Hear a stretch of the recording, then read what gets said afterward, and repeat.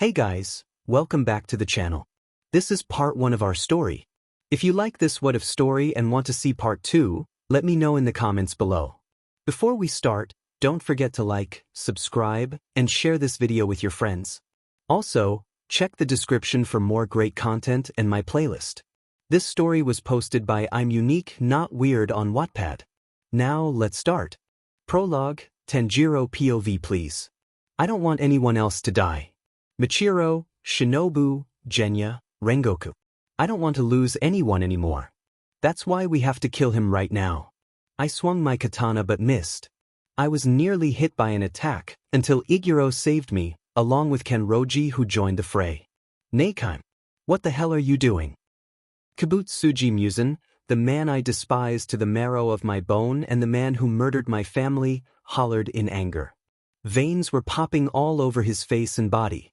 Me, Ju, Kenroji and 𝐒𝐮𝐬𝐿 were about to attack until we, or at least I, was blinded by a white light. I blacked out.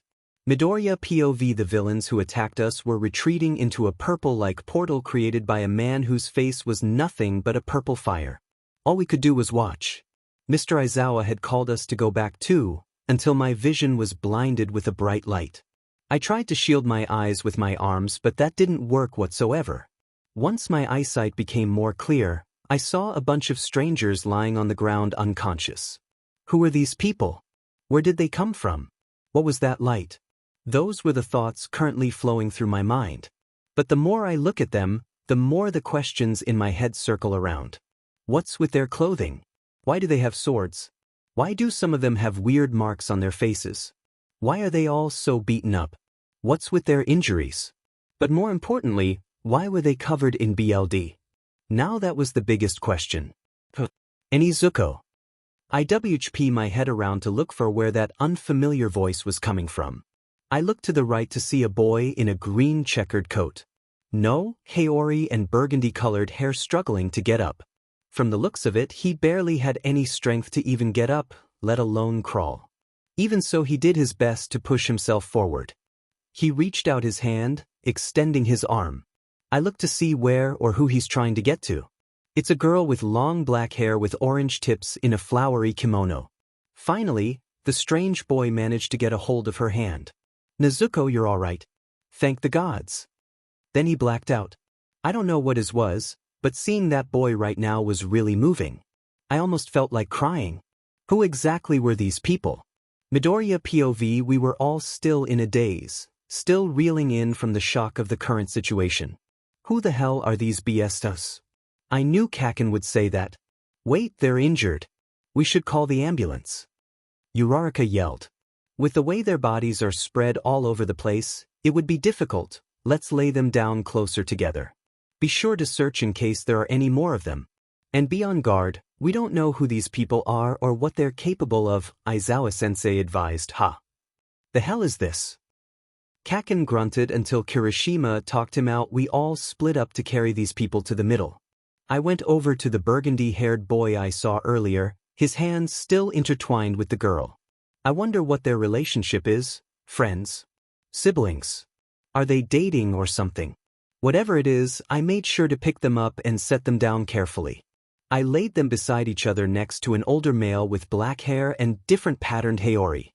In some way, it kind of reminded me of Todoroki's hair. Not long after, all the unconscious strangers were laid down in the center of UA. Each of them were injured, but we separated the ones with minor injuries from the major. About 5 in total with severe injuries. One was a girl with black hair and turquoise tips who had a deep cut in her stomach. She's barely hanging on to life. I prob should have done this a while ago, but I'd just like to clarify that Taketo isn't actually a girl. He is just being referred to as a girl due to Deku's POV. It'll make sense later. Bear with me. Then a boy with a mohawk with a large cut from his head down. A girl with black hair and purple tips with a puncture on her left shoulder. She's barely hanging on as well. Then there's a tall man with yellow hair and red tips with a deep cut near his left shoulder. Lastly, there's a man with shoulder-length black hair. The upper half of his face was purple, like he's suffering from some kind of disease. I looked over to see Kirishima and Ishido setting down all of the strangers' swords in a pile. Hey Deku, who do you think those people are? Uraraka asked. I thought for a moment. In all honesty, I have no idea. Maybe we should wait for one of them to wake up and explain to us. Alright everyone, let's do one more search and take a good look around the place to see if there's anyone else. Ida yelled while swinging his arm up and down in a chopping motion. We're already doing that. The only one who isn't is you, Kaminari stated. Ida was immediately put out of mood. Damn it, he grumbled. Suddenly, all of our eyes turned towards a girl with black hair with a butterfly ornament and purple eyes. One of her eye was bleeding and it looked like she had trouble seeing. She struggled to get up, stumbling on every step. She was heading towards where we placed all the severely injured. Hey, wait. You should be resting. I yelled and ran to her, but she didn't even look at me. Shinobu-san, she said. Shinobu-san. Who is she talking about? But once I looked at her eyes, they immediately lit up. I turned to who she was looking at. It was the girl with purple tips. Shinobu-san. She tried to run but tripped instead. All of our attention was drawn to her in a matter of seconds. Hey, wait. Stop it, you're hurt. Still, she didn't listen. She dragged her battered body towards the unconscious lady and held her hand. Once she was satisfied, she passed out again. I turned to face my classmates. Did you guys see that? Of course we did. We're not blind, you idiot. Kaken yelled. Sorry, Kaken, I stuttered. I should probably carry her back. I was about to pick the girl up until something hit me. The purple-tipped lady had a butterfly pattern haori while the girl had a butterfly hair clip. Sisters, perhaps. I shook off the thought and carried her back to where she was laying before. Ida, when will the ambulance get here?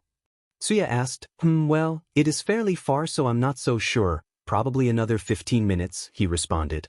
I went back to observe all the people there. That was until I heard Minara mumbling something beside me. That chick's pretty hot. He then chuckled, his eyes glued to a woman with braided hair and her chest halfway exposed. Target acquired, target acquired, target acquired. He kept repeating and his mouth was drooling. It started getting scary to the point where Zero had to knock him out. Respect the ladies, geez. I watched as Zero dragged Mineta away. It would be another 5 minutes until the ambulance came. Then we heard multiple coughs coming from a few of the strangers. One after the other, they started regaining consciousness. As more and more of the swordsmen and women begin to wake up, we all start backing away little by little. Before any of them could see us, one of the pro-heroes that was with us, 𝐀𝐮𝐭𝐡𝐨𝐫, created a wall in front of us. Do not engage in combat. We are unaware of what these people are capable of, he said. What if they're villains? Kaken yelled. At the moment we do not have enough evidence to prove whether these people are villains or not. It'd be best to wait for the outcome. We all nodded, understanding his statement while Kaken scoffed. Some of us turned to 13, who was lying down due to her injuries. We don't know who these people are or how dangerous they could be. Are they heroes like us? Or are they villains? Everyone was quiet, waiting to see what would happen next. My thoughts were soon interrupted once I heard yelling. I poked my head out to see what the commotion was, so did all of my classmates. Where the hell are we? A boy with a boar head roared. Inosuke, is that you? The burgundy-haired boy from earlier spurred awake. Manjire, look at this weird place we're in. That's when he became more aware of his surroundings. His deep red eyes scanned the area before his attention was brought elsewhere. Tanjiro, what is this place? A boy with yellow-orange hair wailed and clung to the two boys. Tanjiro merely glanced at him before his gaze wandered to the group with severe injuries. His eyes widened in shock and immediately sprinted towards them. Oi, Manjiro. Tanjiro, don't leave me. The boy didn't even look back and kept running. He knelt down and put his hand on their necks, checking their pulse. His eyes began to water and tears rolled down his cheeks. They're alive. They're alive. He shouted. Some of the strangers turned to him in confusion. The severely injured people slowly lifted their eyelids and sat up. Everyone's expression changed from confusion to joy. They all ran towards the injured people as they burst into tears. Everyone. The woman Mineta was staring at earlier wrapped her arms around as many people as she could. Genya. A man with white hair and scars all over his face and body stood in front of the boy with a black mohawk. Big brother. The white-haired man embraced what I believe his name is, Genya, and sobbed. I Fing told you to stay away. He choked as tears kept spilling. I thought lost you forever. You're the only family I have left, god damn it. Don't do that again, you moron. Nemi, was all he could respond with. The two brothers sat there, arms wrapped around each other, crying their hearts out. Rengoku-san. Shinobu-san. The boar head, Tanjiro, and the boy with yellow hair circled the two. Everyone's eyes were overflowing with tears. Kaneo, the lady Shinobu said in a soft voice. The girl with the butterfly hair clip embraced her in a hug and squeezed tightly. Shinobu-san. She stuttered, trying her hardest not to cry but failed. Even more coughing could be heard. The girl with turquoise tips spit BLD as she coughed but sat up, dazed and confused. Taketo-san. Tanjiro yelled in joy and pulled her into a hug. You're alive. You're really alive. Everyone's cries of joy echoed throughout our training center. It seems they've forgotten about their current location. However, this reunion of theirs was giving off such a sad feeling. It almost brought me to tears. I turned towards the rest of my classmates. All of the girls were either crying or on the brink of tears. So were some of the boys. How sad. Uraraka quietly wailed as the rest of the girls nodded. Such a manly reunion, Kirishima said in a soft and quiet voice, wiping away a tear in his eye. Tee, was all Kaken replies with. I looked back at the swordsmen and women and noticed that their chatting had stopped once the man with black shoulder-length hair had appeared. He wore a black kimono and a white haori. Two young girls with white shoulder-length hair similar to the man was guiding him. That man must be blind. Behind him was a appealing woman with white hair and what looks to be her son, whose looks was similar to the other twins. Triplets. Could they be a family? Oyakata-sama. And just with the presence of that very man, they all knelt down on one leg and bowed. The boar-head man, still standing in confusion, looked around. Are you the strongest? Let's fight and see who's stronger. Idiot, that's the head of the Demon Slayer Corps. Show some respect and bow. A short man with black hair and a snake wrapped around his neck hissed, was all the boar-head replied. Inosuke, it's to show respect. Tanjiro attempted to explain to him. The boar-head man, or rather, Inosuke, simply sat down in a crisscross position. Demon Slayer Corps. Their leader. Normally the leaders are the strongest. If so, how strong is he? Isn't he blind? But who are these people in the first place? Oyakata. A parental figure. So many questions. I tried to lean in a bit more to see if I could get any more details or information. However, my hand slipped and broke a piece of the wall. I internally panicked as the chunks of the wall fell to the floor.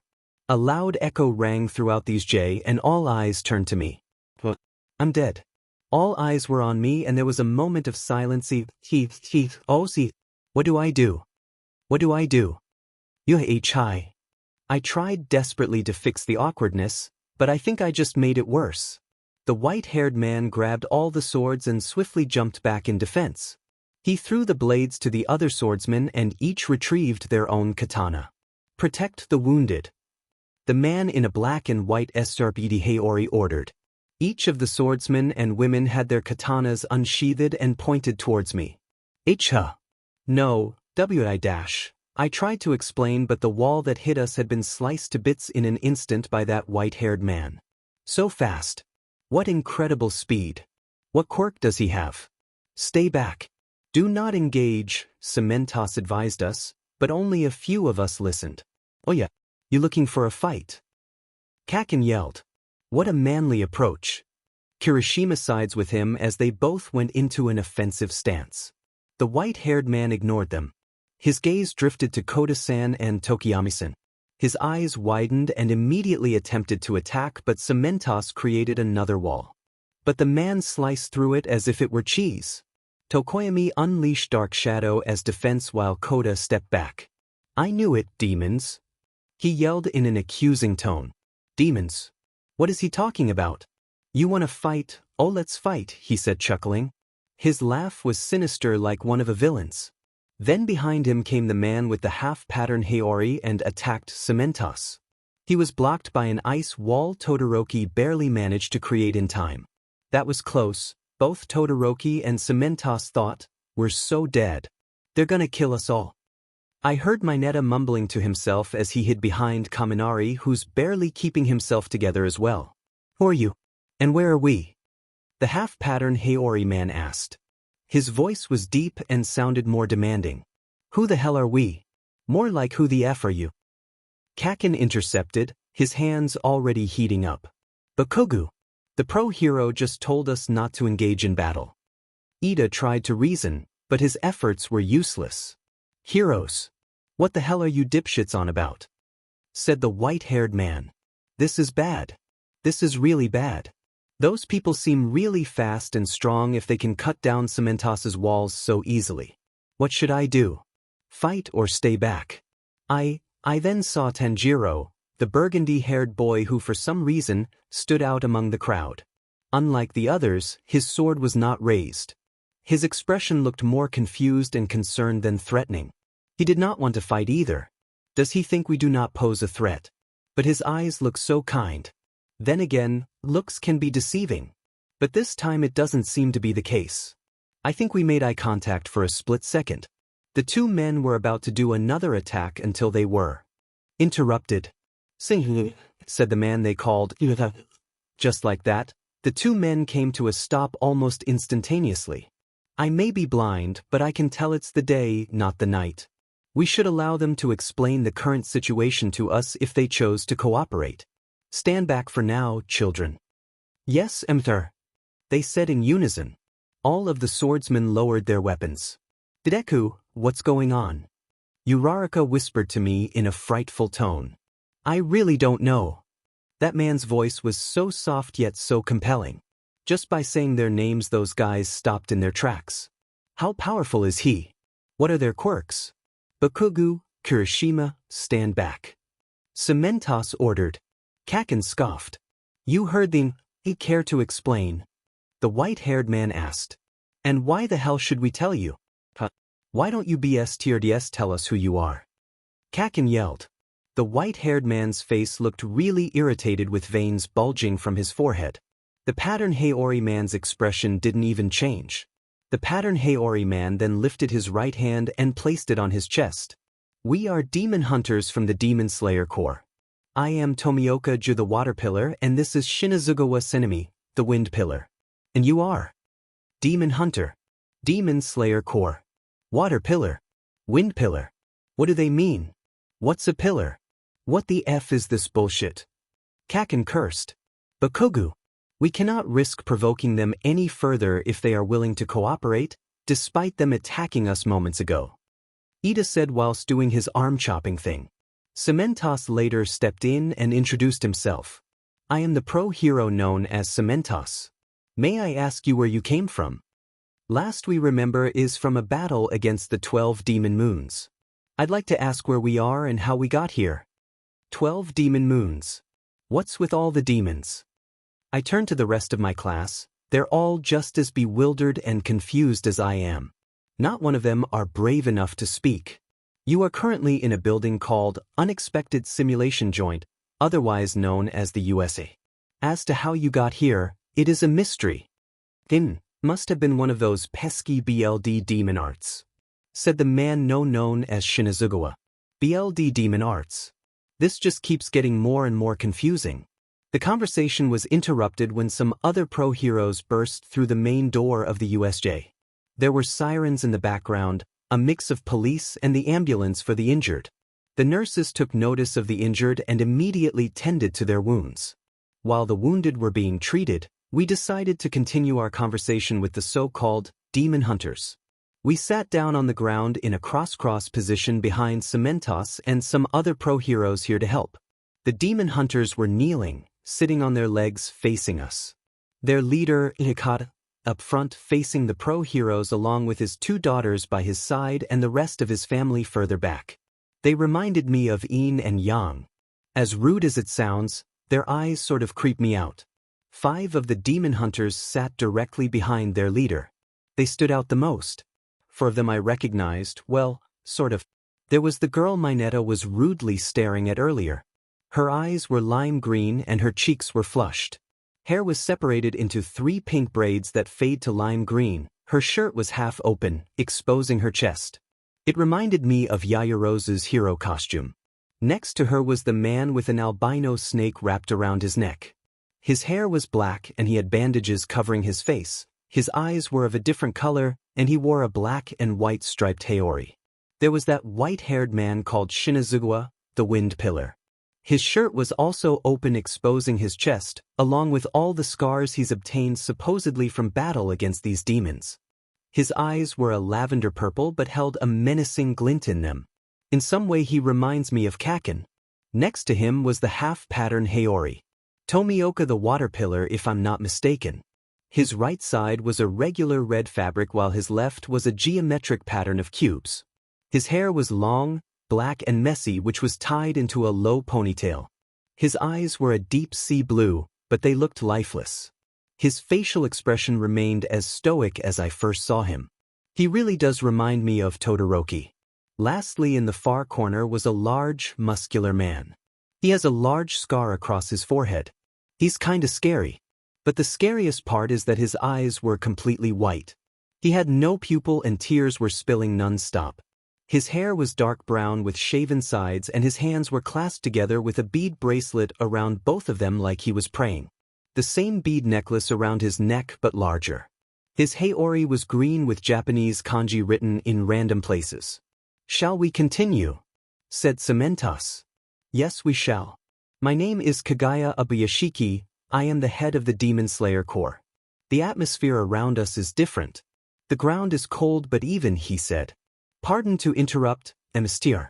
The building and architecture surrounding us is unlike anything we've seen. Do tell us, where and what time is it?" said the Snake Man. "You are currently in Mizudafu, Japan. The year right now is 2098. 𝐶𝐮𝐬𝐻 responded. All of their eyes widened and let out a few gasps. Their expression were all shocked, some confused and some worried and panicked.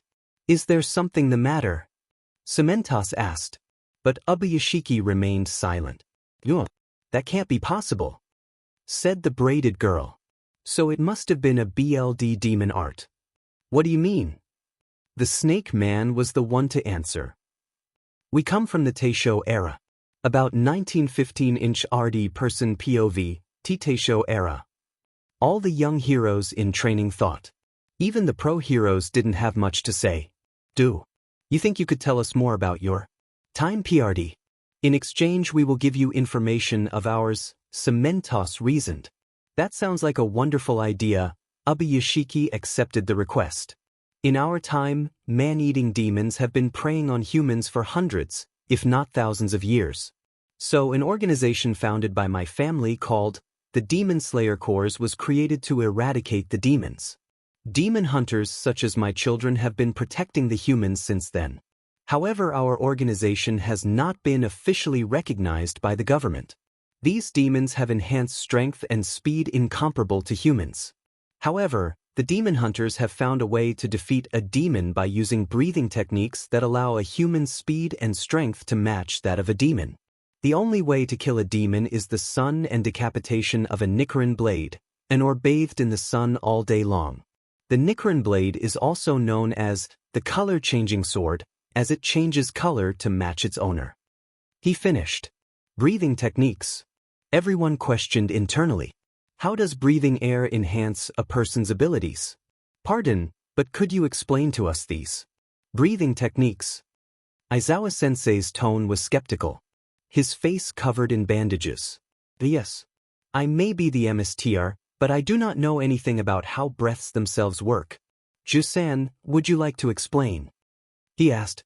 "Oh yes, Hesitant at first, but it was a request from the Mr., in which Tomioka accepted. He was never the best at socializing or good with words. So he tried to remember the way Urokodaki-san had explained to him. Breathing techniques. Allowing great amount of oxygen into one's bloodstream and have it flow throughout your entire body. It allows increase in stamina, strength and speed by accelerating your heart rate and increasing your blood pressure. The first breath ever created was Breath of Sunday. Other core breaths such as water, wind, flame, thunder, and stone are branched out from Breath of Sunday. Other breaths are branched out from those 5. Each breath has a unique breathing style and form. Even focusing on breathing can clot deep wounds and prevent any further bleeding. Another breathing technique is total concentration, constant, where one inhales a maximum amount of oxygen in a specific pattern every second of the day. Even while sleeping.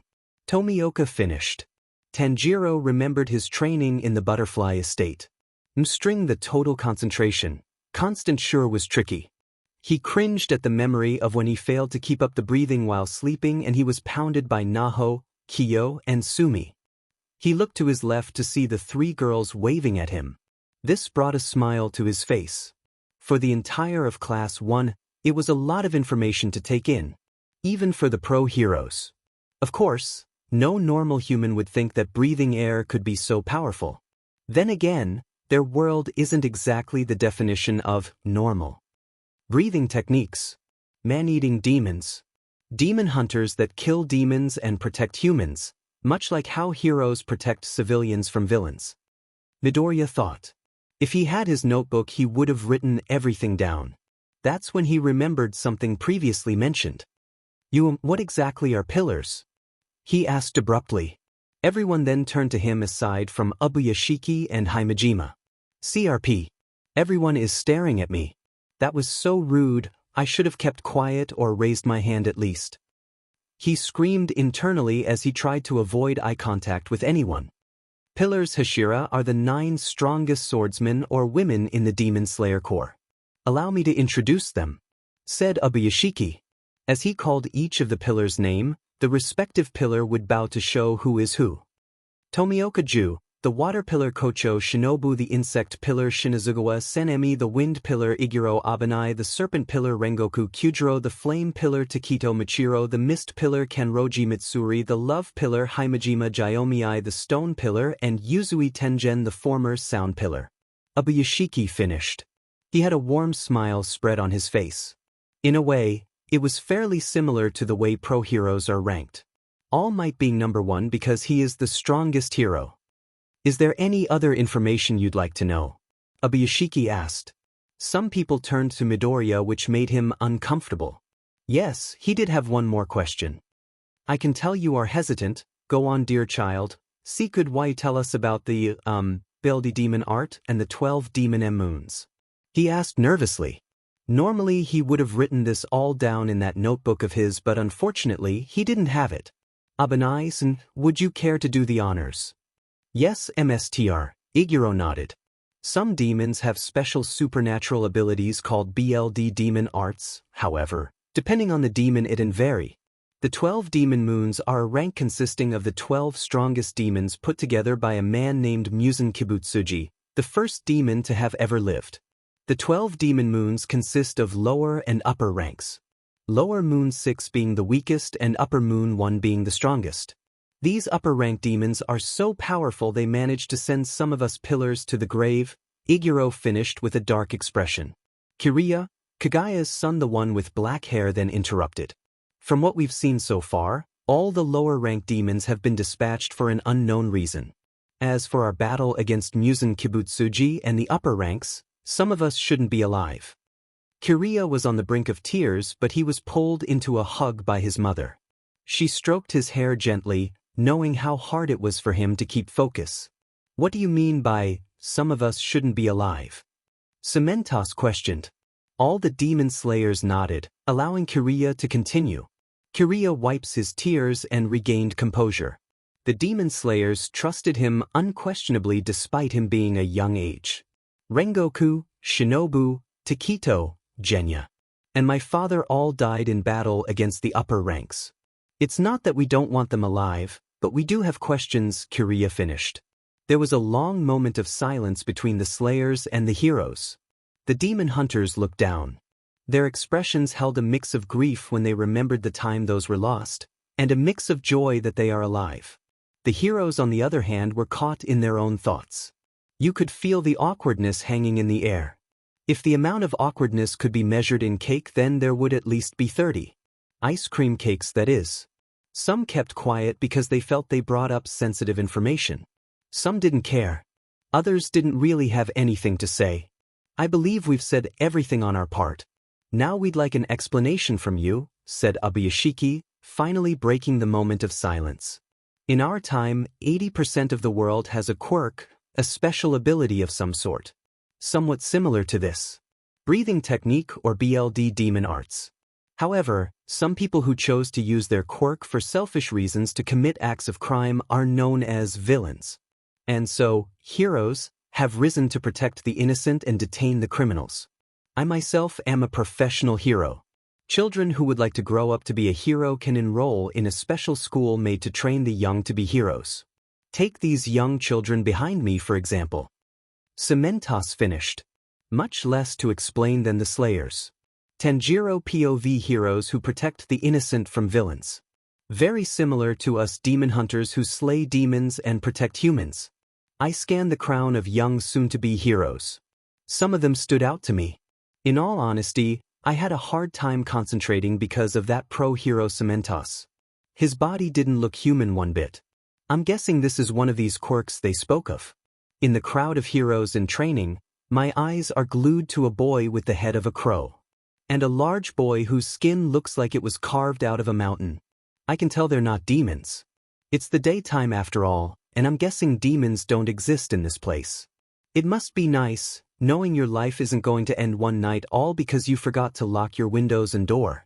I turn to my left to see Nezuko sitting beside me. She doesn't have her bamboo muzzle and she isn't burning. She's still a demon, I can tell. But Nezuko is still there. My sister is still there. I'll turn her back to human no matter what. Nezuko turns her head to face me. Her face filled with determination. We squeeze each other's hand. The next time we see Muzan Kibutsuji, we will kill him. Okada-sama, I've had some concerns for a while.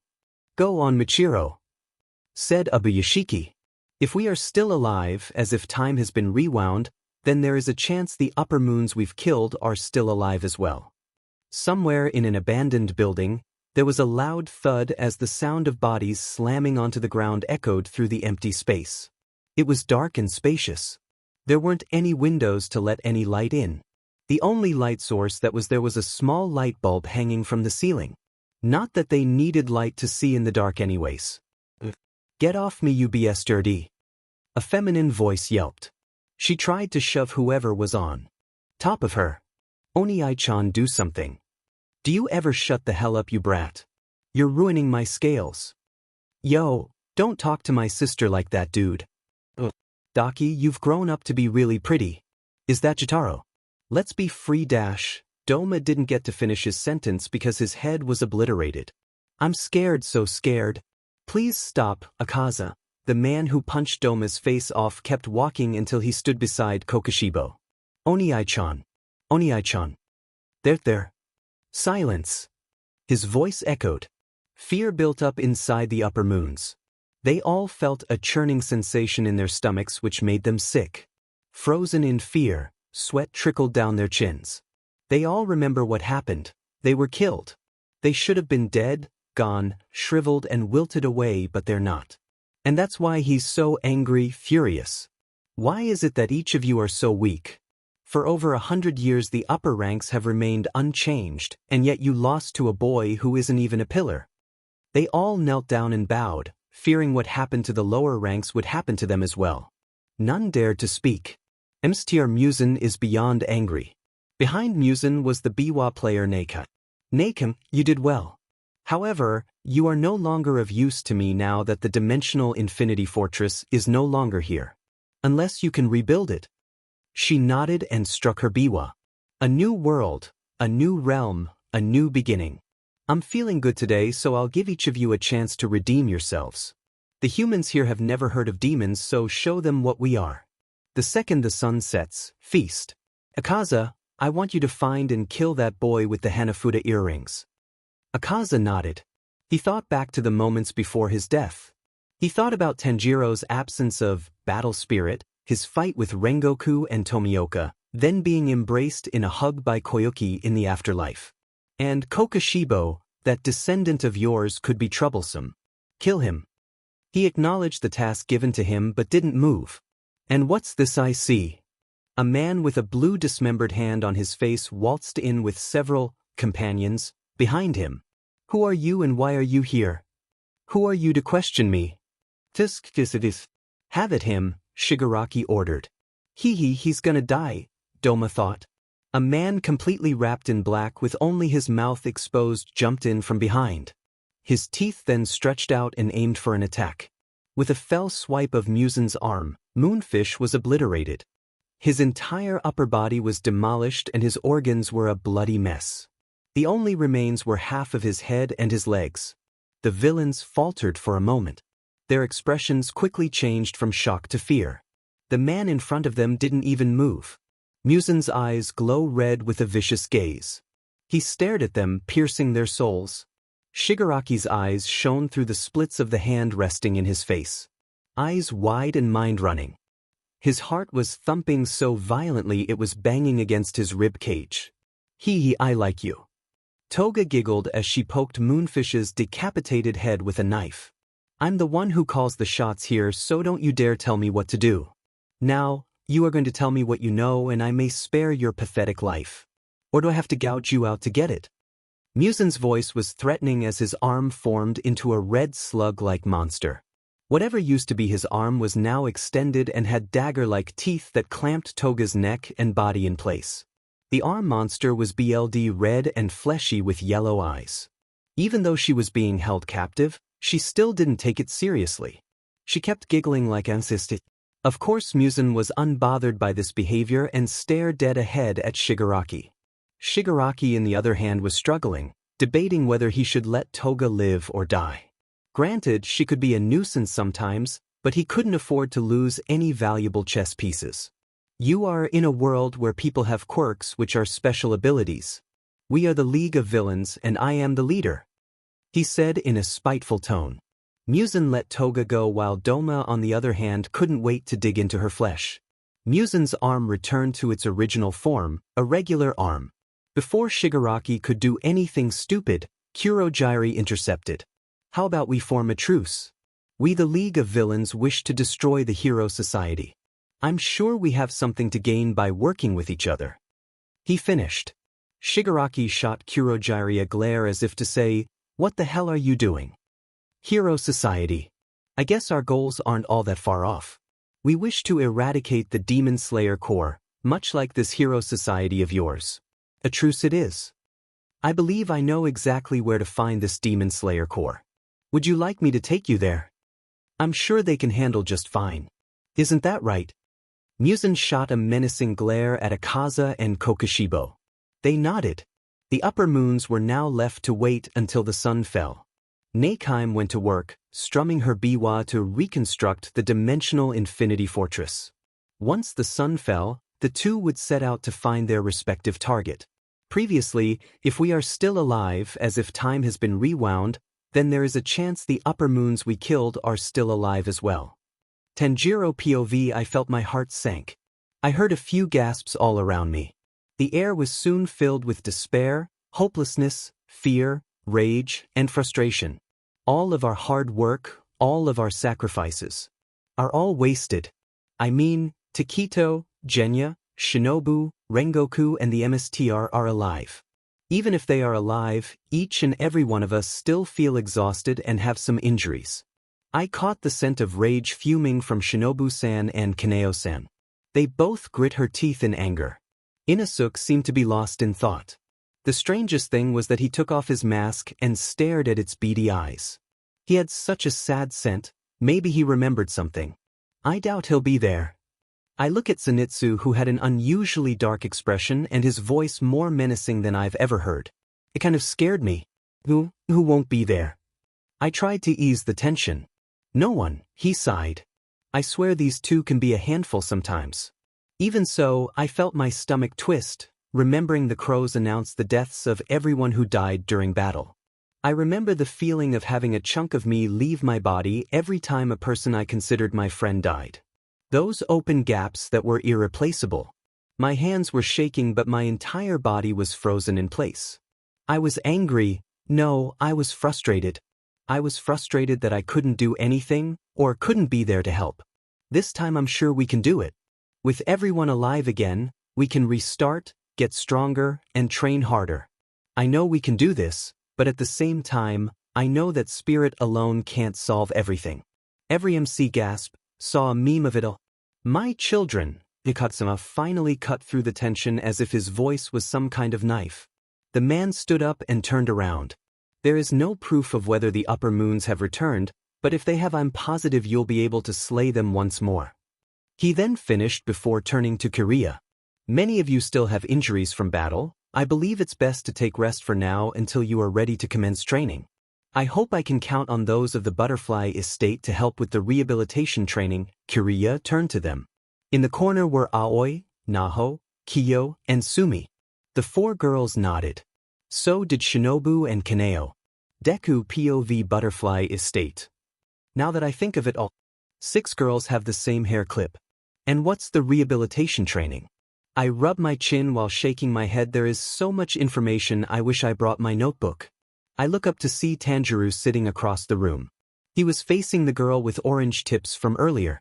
I'm guessing the sun will set in a matter of hours. I cannot see, but I can feel its radiance. I hope you don't mind lending us a place to stay until this ordeal has been taken care of, said Abuyashiki. Well, there is one place. Though I have to check in with the principal. He said he's had an idea in mind but never felt the need to actually go through with it. Aizawa-sensei implied. Idea? What kind of idea? I thought. I don't think we've ever met the principal before. That's me.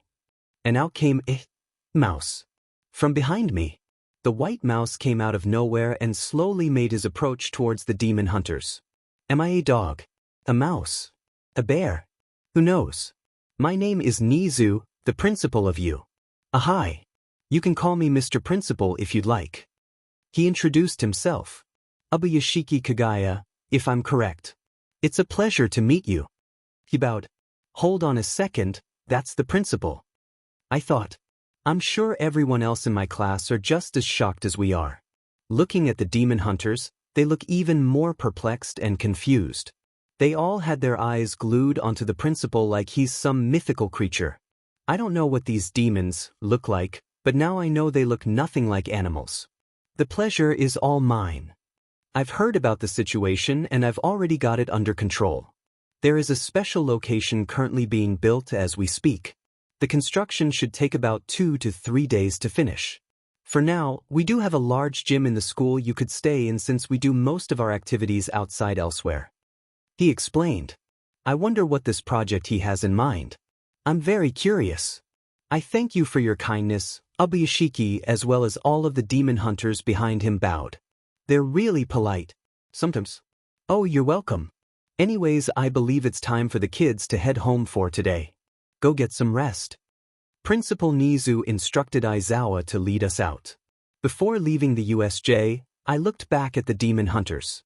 Each had their sheathed katana in hand, examining the area intently. I can tell the majority of them don't trust us yet, not all that really surprised. I mean, they did just pop out of nowhere and thought of us as a threat. Then again, so did we. Tanjiro again. Alrighty then, follow me. The strange mouse-like creature lead us. Some of us don't quite trust these people, but I don't smell any malice or intent to kill us. Lead us the way. Inosuke shouted. What if they kill us? Zenitsu squealed. I was walking beside the two with Nezuko by my side.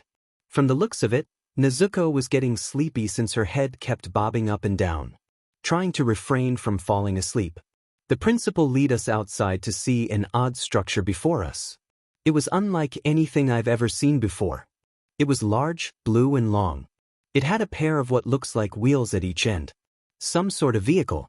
It had glass windows that we could peek in from the outside. And there was a man inside the strange structure holding onto another wheel that was glued onto the vehicle. Fight me, you monster of the land. I will kill you and prove my strength. Inosuke roared as he head-butted the vehicle, creating a dent on its side. Inosuke erupted in laughter. I didn't feel a thing. He boasted. Some of the pro heroes around us looked at us like we were crazy. I've never seen anything like it before. Maybe it's the ruler of this land. I clasped my hands together. Oh, great ruler of this land, so sorry to disturb you. These guys are idiots. Idiots, I tell you, 𝐻𝗔𝐬𝐻 mumbled. Oh, this is what we call a bus. It's a type of vehicle used for transportation. All aboard now.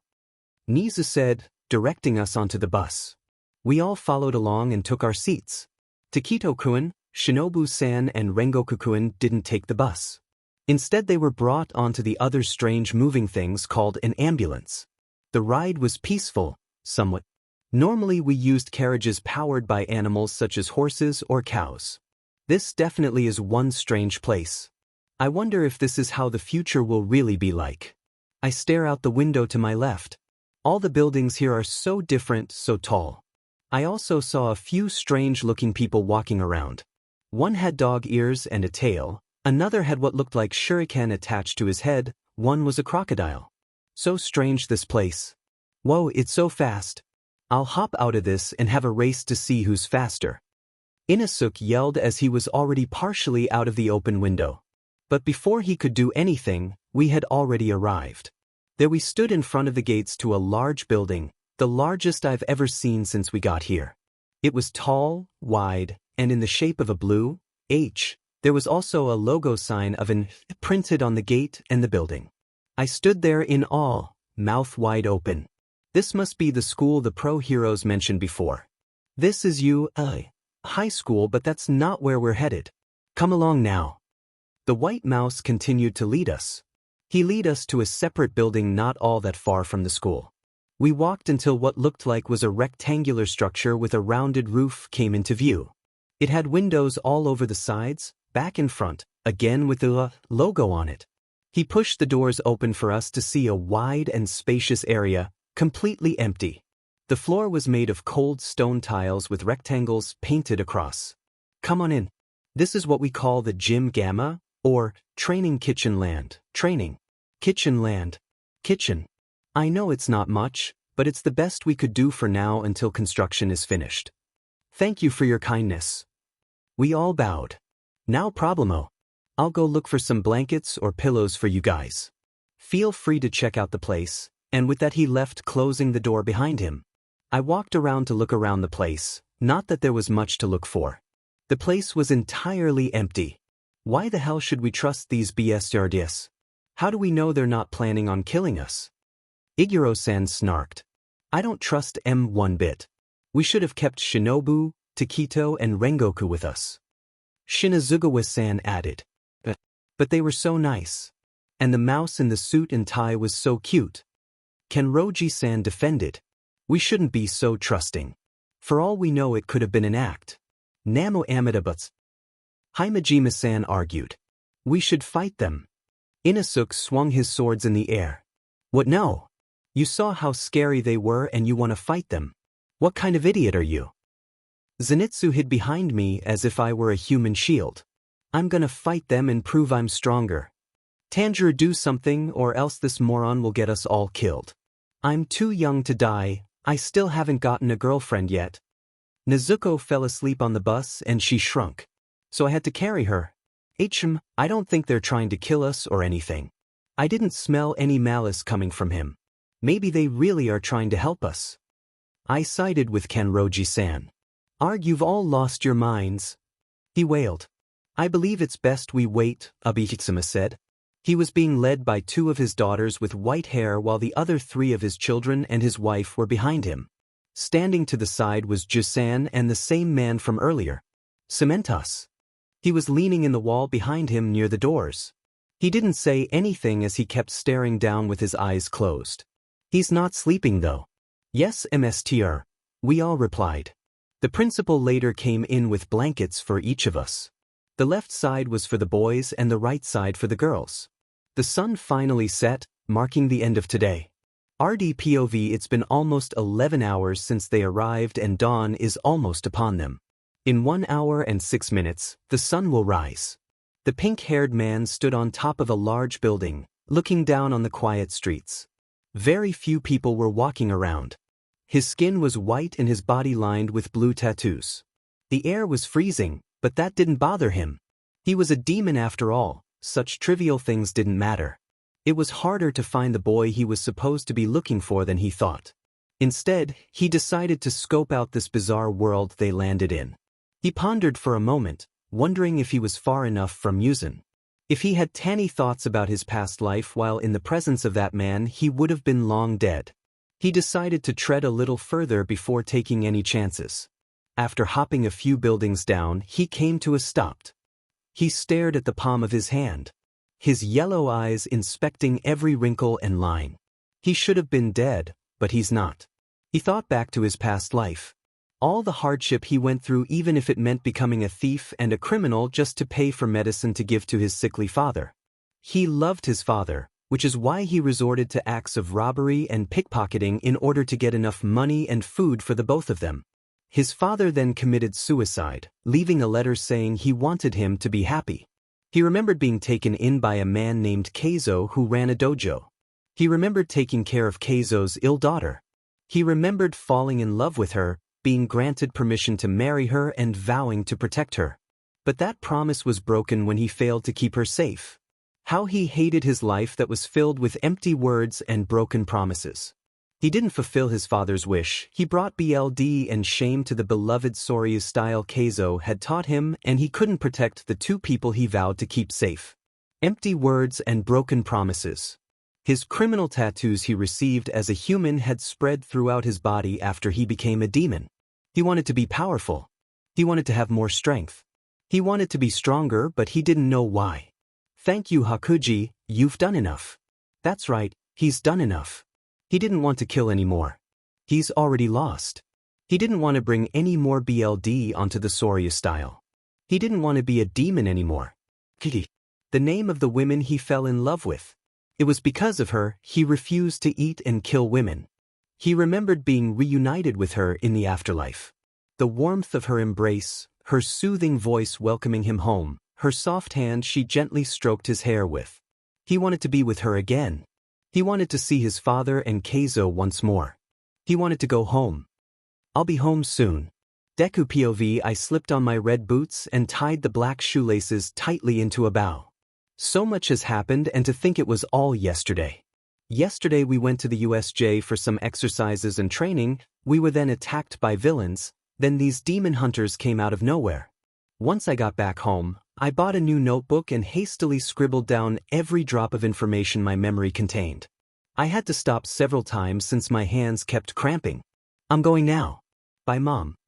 I shouted, Bye, Izuku, stay safe. I will. And I closed the door behind me. It was a bright sunny day. I hoped today would be a little more peaceful. I opened the door to my homeroom to see everyone chatting away. The majority of the conversations were about the demon hunters. I couldn't help but notice the extra desks and chairs at the back of the class. Oh, Deku, good timing. Do you think those demon hunter guys will be going to school with us? Uraraka-san beamed. Behind her was Ida, who was also curious. Maybe, but I don't think all of them will. Some of them had some pretty bad injuries.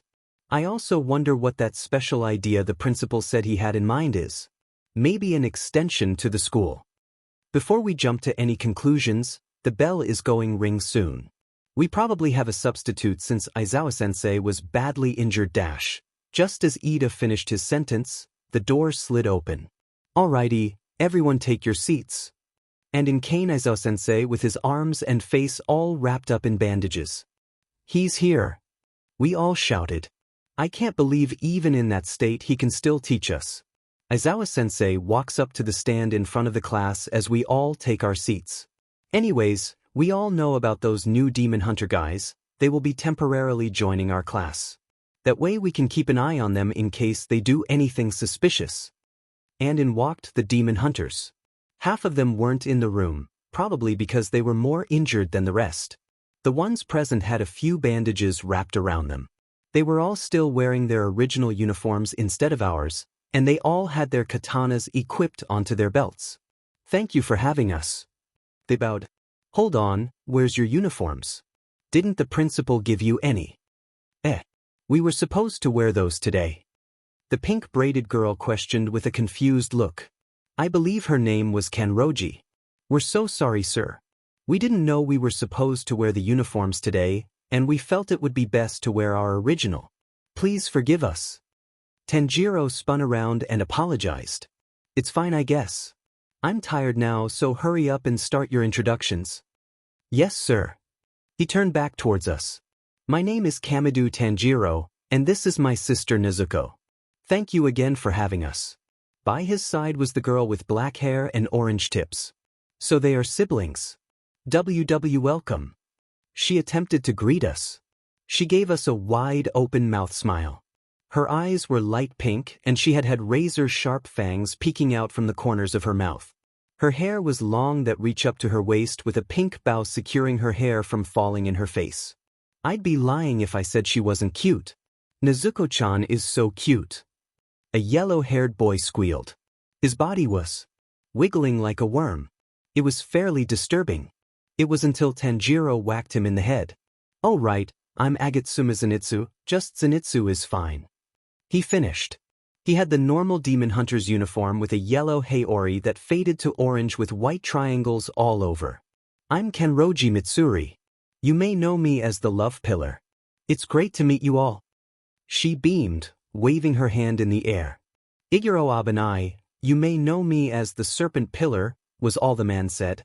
Tsuyuri Kaneo, said the same girl from before.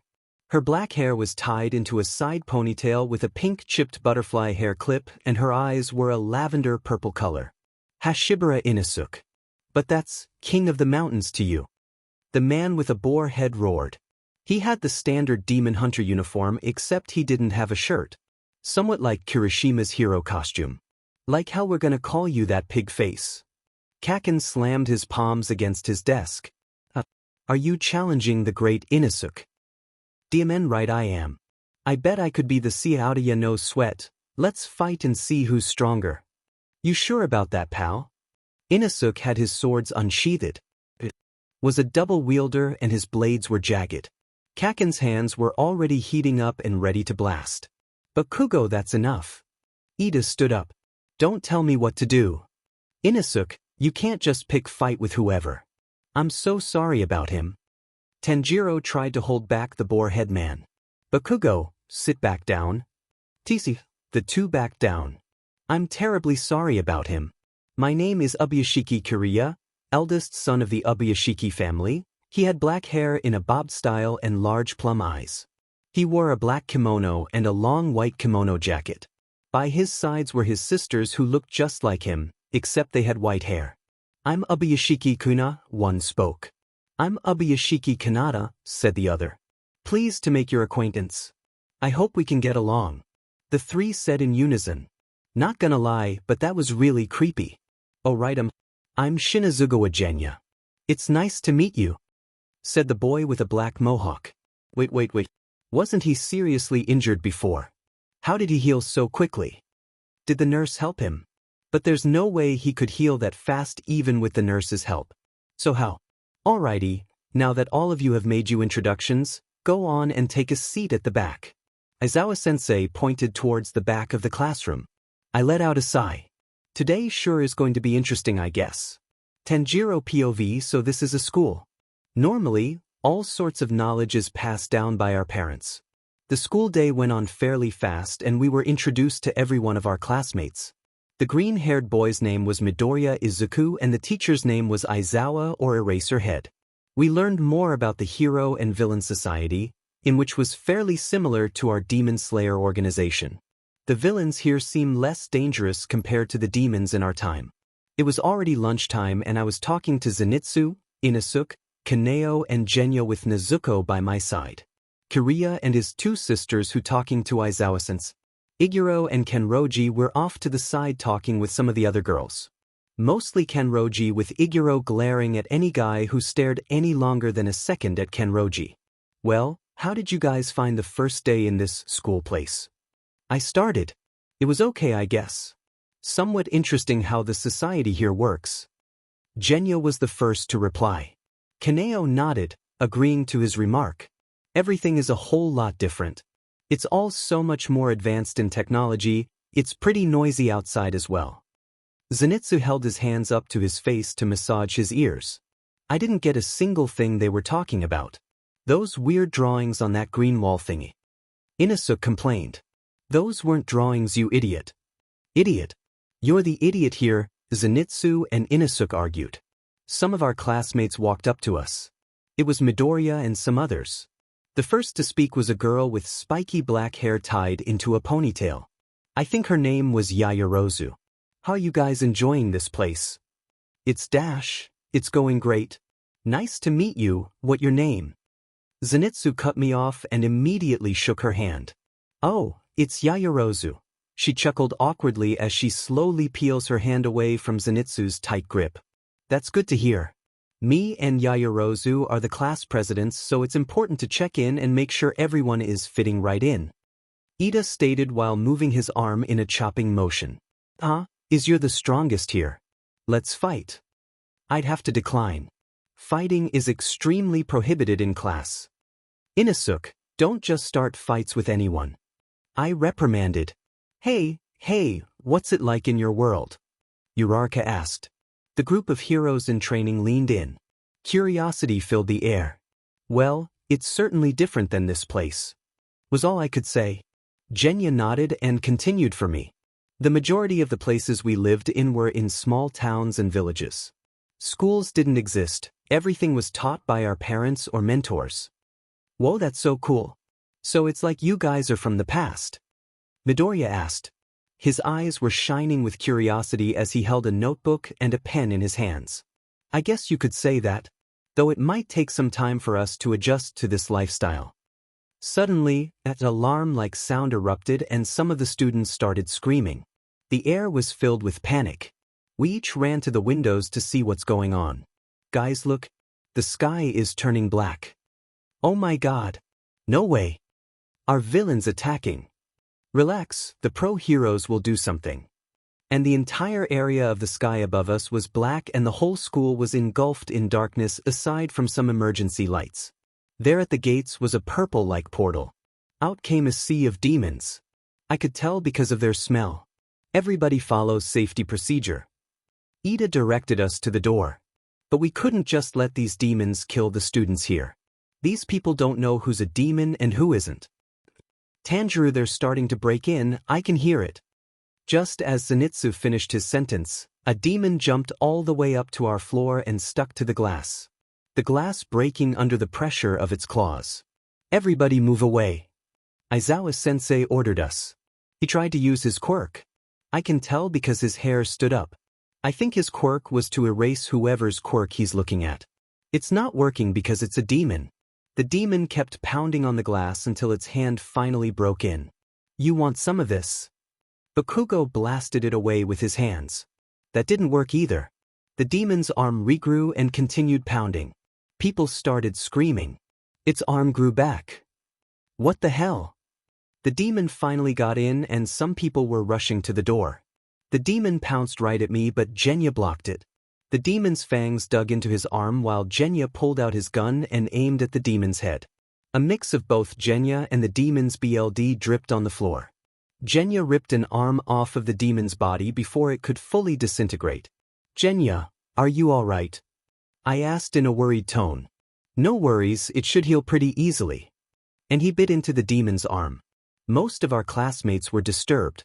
Some of us already knew of 𝐻𝐭�𝐽's powers and were used to it. That was a demon. Midoriya-kun asked. We nodded. What if it was a regular villain? How would you be able to tell the difference? Well, I'm not so sure about villains, but lower-ranked demons tend to use their claws or teeth when attacking. I answered. Tanjiro, I heard class breaking. That means they got in. They got in. We're all gonna die. I tell you. We're all gonna die, Zenitsu cried while shaking my arm. It's best we evacuate the building. Aizawa-sensei advised. No. Even if they're low-ranking demons, they still pose a threat. Evacuate the students. Demon hunters, split off and eliminate every demon you come across. Be careful. Kiriya ordered. He then handed out some paper eyes. I remember they were the ones from Yashiro and Tamayo-san. I wonder if they're here too. We stuck the paper eyes to our foreheads and head out. Me, Nezuko, 𝐻𝐭�𝐽, 𝐻𝐮𝐭𝐡𝐨𝐫 and 𝐀𝐮𝐭𝐡𝐨𝐫 head out to the left of the hallway. Zenitsu, Kaneo, and Inosuke went the opposite way. Farther down the hallway, there was another section connecting the one we're following to another hallway. We heard more screams. Mitsuri, 𝐻𝐻𝐻 called. You guys take care now. She waved and left with 𝐻𝐻𝐻 down the other way. It was now just me, my sister and Genya. We kept running until we saw 4 demons attacking a group of students. Nezuko ran up to one of the demons whose face was inches away from biting a student and kicked it in the face. Genya shot one of them in the head and 2 in them in the chest. I ran up with my blade unsheathed. Breath of water, 4th form, striking tide, and their heads fell to the ground. Their bodies then crumbled and disappeared. You guys evacuate the building, leave this to us. I told them. I pat Nezuko on the shoulder. Nezuko, do you think you could make sure they make it back safely? She hummed and nodded. And they scurried away to safety, Nezuko trailing behind them.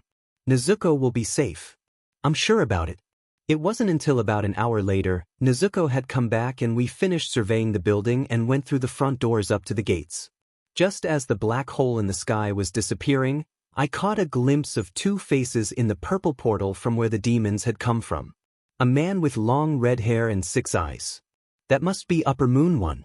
The other was a man with stripes around his face and he had pink hair. No doubt about it, that was 𝐻𝐻𝐻. Upper Moon 3. 𝐻𝐻𝐻. I called out as I ran to the portal. Tanjiro. I could hear Genya call out to me as he tried to fire a bullet at the portal. It was too late, but I could see 𝐻𝐻𝐻 had his face turned to me and we were making eye contact. The portal closed and not long after, the black hole in the sky had completely vanished, like it was never there. Look, it's Tanjiro-kun. I heard a voice call out. Nezuko. You're not hurt, are you? I bet I killed way more demons than all of you combined. We were reunited with the rest. I got up and dusted the dirt off my knees. I was breathing heavily. I could feel a shiver in my spine. I had just come face to face with Upper Moon 1 and 3 at the same time. What were they doing here? What were they gonna do to us? What was with that attack? Some sort of warning. All I know now is that the Upper Moons have returned. Tanjiro, what's wrong? You're breathing heavily and you look like you've just seen a ghost. I heard Zenitsu ask. From behind him I could see Kiriya and his 2 siblings approaching our group. I saw. I tried catching my breath. Hey, slow down. I heard 𝐻𝐻𝐻 speak. Genya-kun, what happened? Kenroji asked.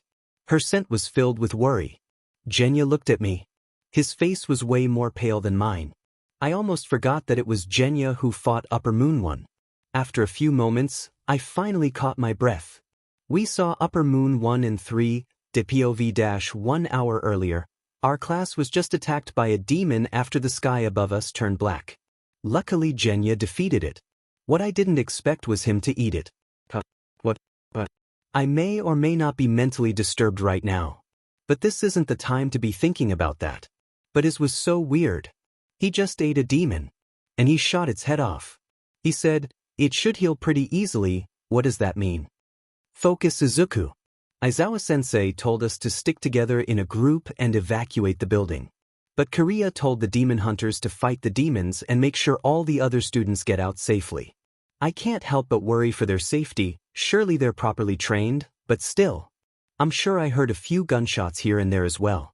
While pushing my way through the cramped corridors, I couldn't help but overhear a few conversations of other students coming from the other side of the building. Oh my God, where were you guys? You will not believe us, but we were attacked by a villain. What? No way. Did a pro hero save you? I don't know. It was these 3 kids. They were dressed all strangely. Yeah, one had a gun and the other had a sword. It was crazy. That must be Genya and Tanjiro. There was also some chick who kicked the villain in the face. Are they talking about Tanjiro's sister? No way. You've gotta be joking, right? Never heard of a pro hero like that. We kept walking until we reached the exit. Finally I could breathe. I was being trampled on everywhere, my organs were being crushed. I had my hands on my knees which were still shaking. After a few moments of steadying myself, I regained composure and spotted the rest of my classmates on the far side of the field. It was hard to weave my way through the other students and teachers. It was completely dark and I almost couldn't see a thing. In all honesty, I'm glad I caught sight of Kirishima's bright red hair. I finally made it to the rest of my class. I then bumped into someone. I don't know who. Oh, I'm 𝐀𝐮𝐬𝐴 at Deku. Is that you? 𝐬𝐿𝐴. Oh, Deku, it is you. Thank goodness you're safe. How many demons do you think broke in? She inched closer. Too close. I blushed and backed away a little bit to give myself some space. I don't know. From the looks of it, probably a lot. It might take a while for them to finish surveying the entire school. I scratched the back of my neck. That's true. What I'm more worried about is how they got in and why the sky turned black just above the school. Ida approached me and 𝐬𝐿𝐴. Could it be someone's quirk? I brought my finger to my chin, thinking of other possibilities. But I've never heard of such a quirk. 𝐬𝐿𝐴 looked up at the sky. It was pitch black. No stars at all. Just a giant puddle of black ink hovering in the sky. 1 hour had passed by, police cars and ambulances had arrived.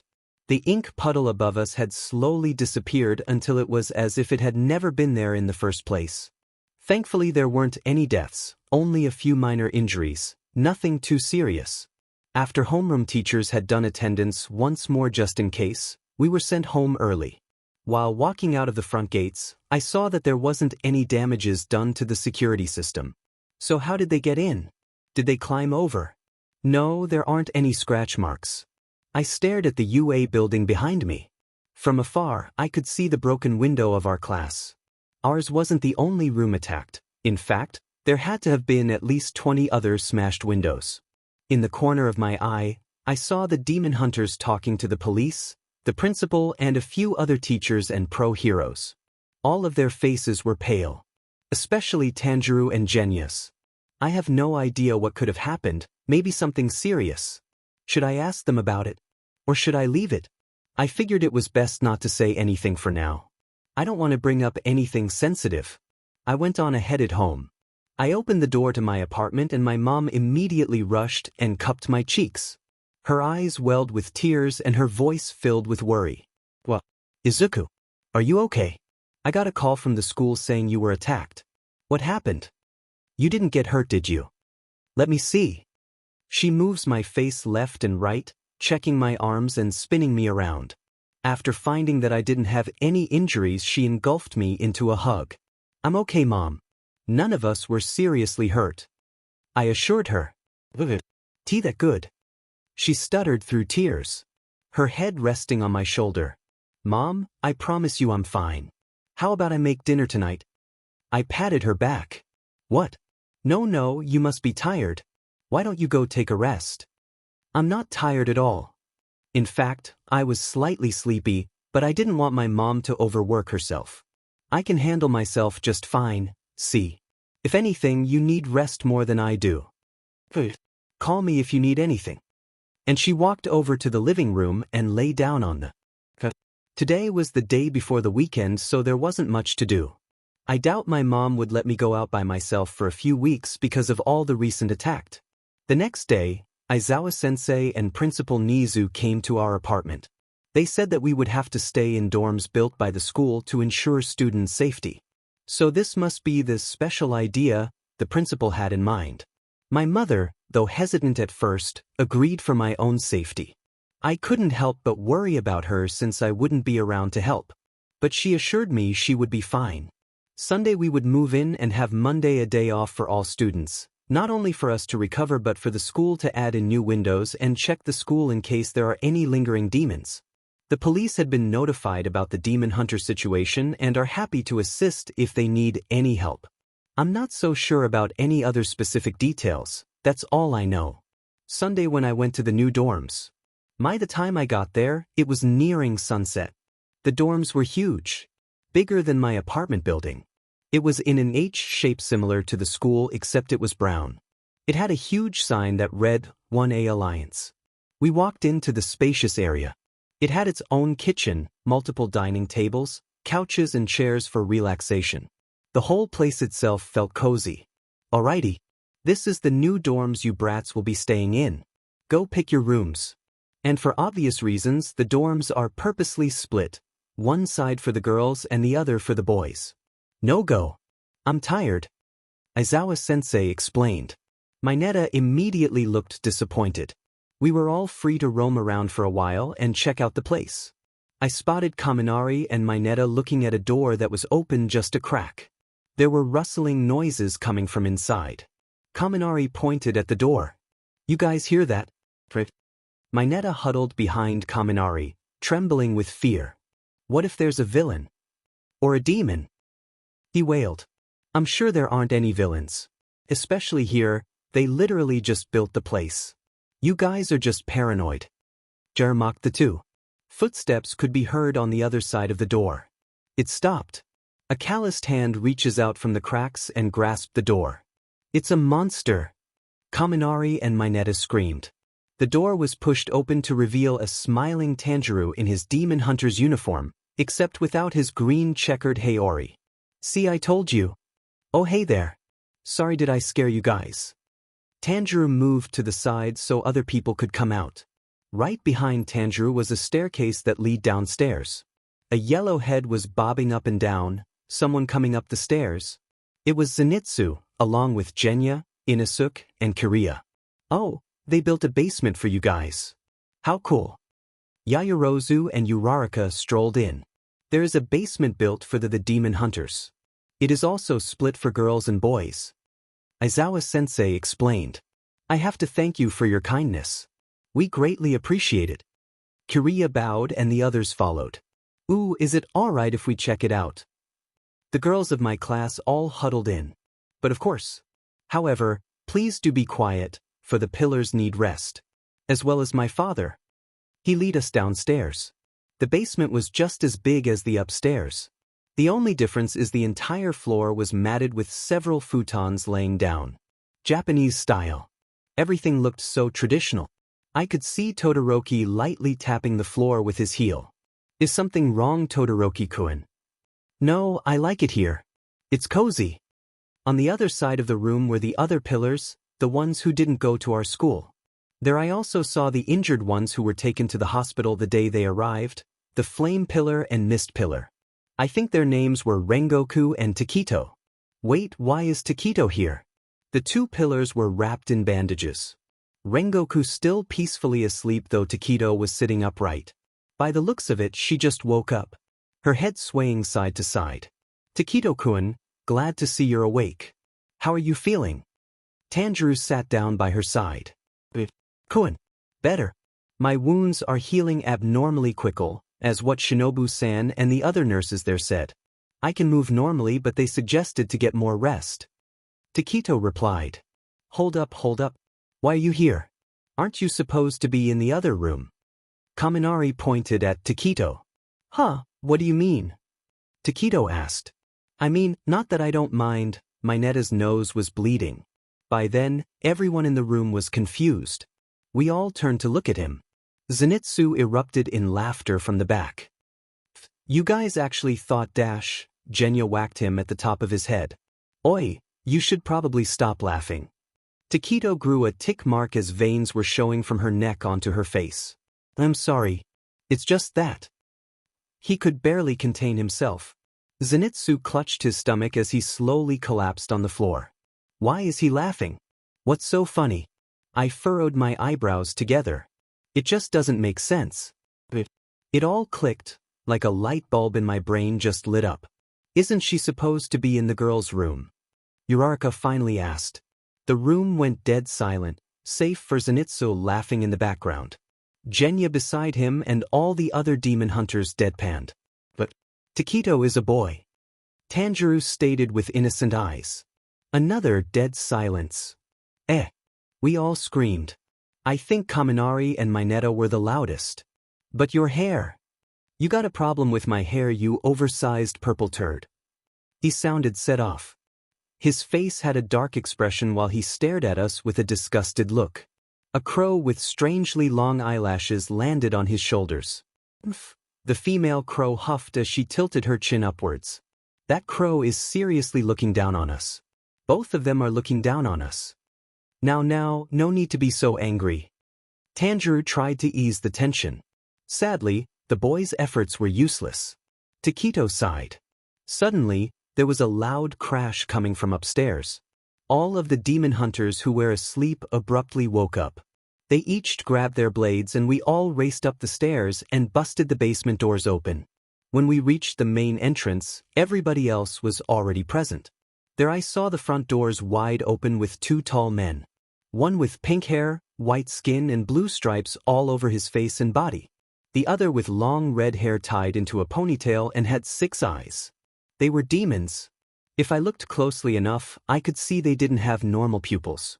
Their eyes were inscripted with the kanji upper 3 and upper 1. Upper. My body froze.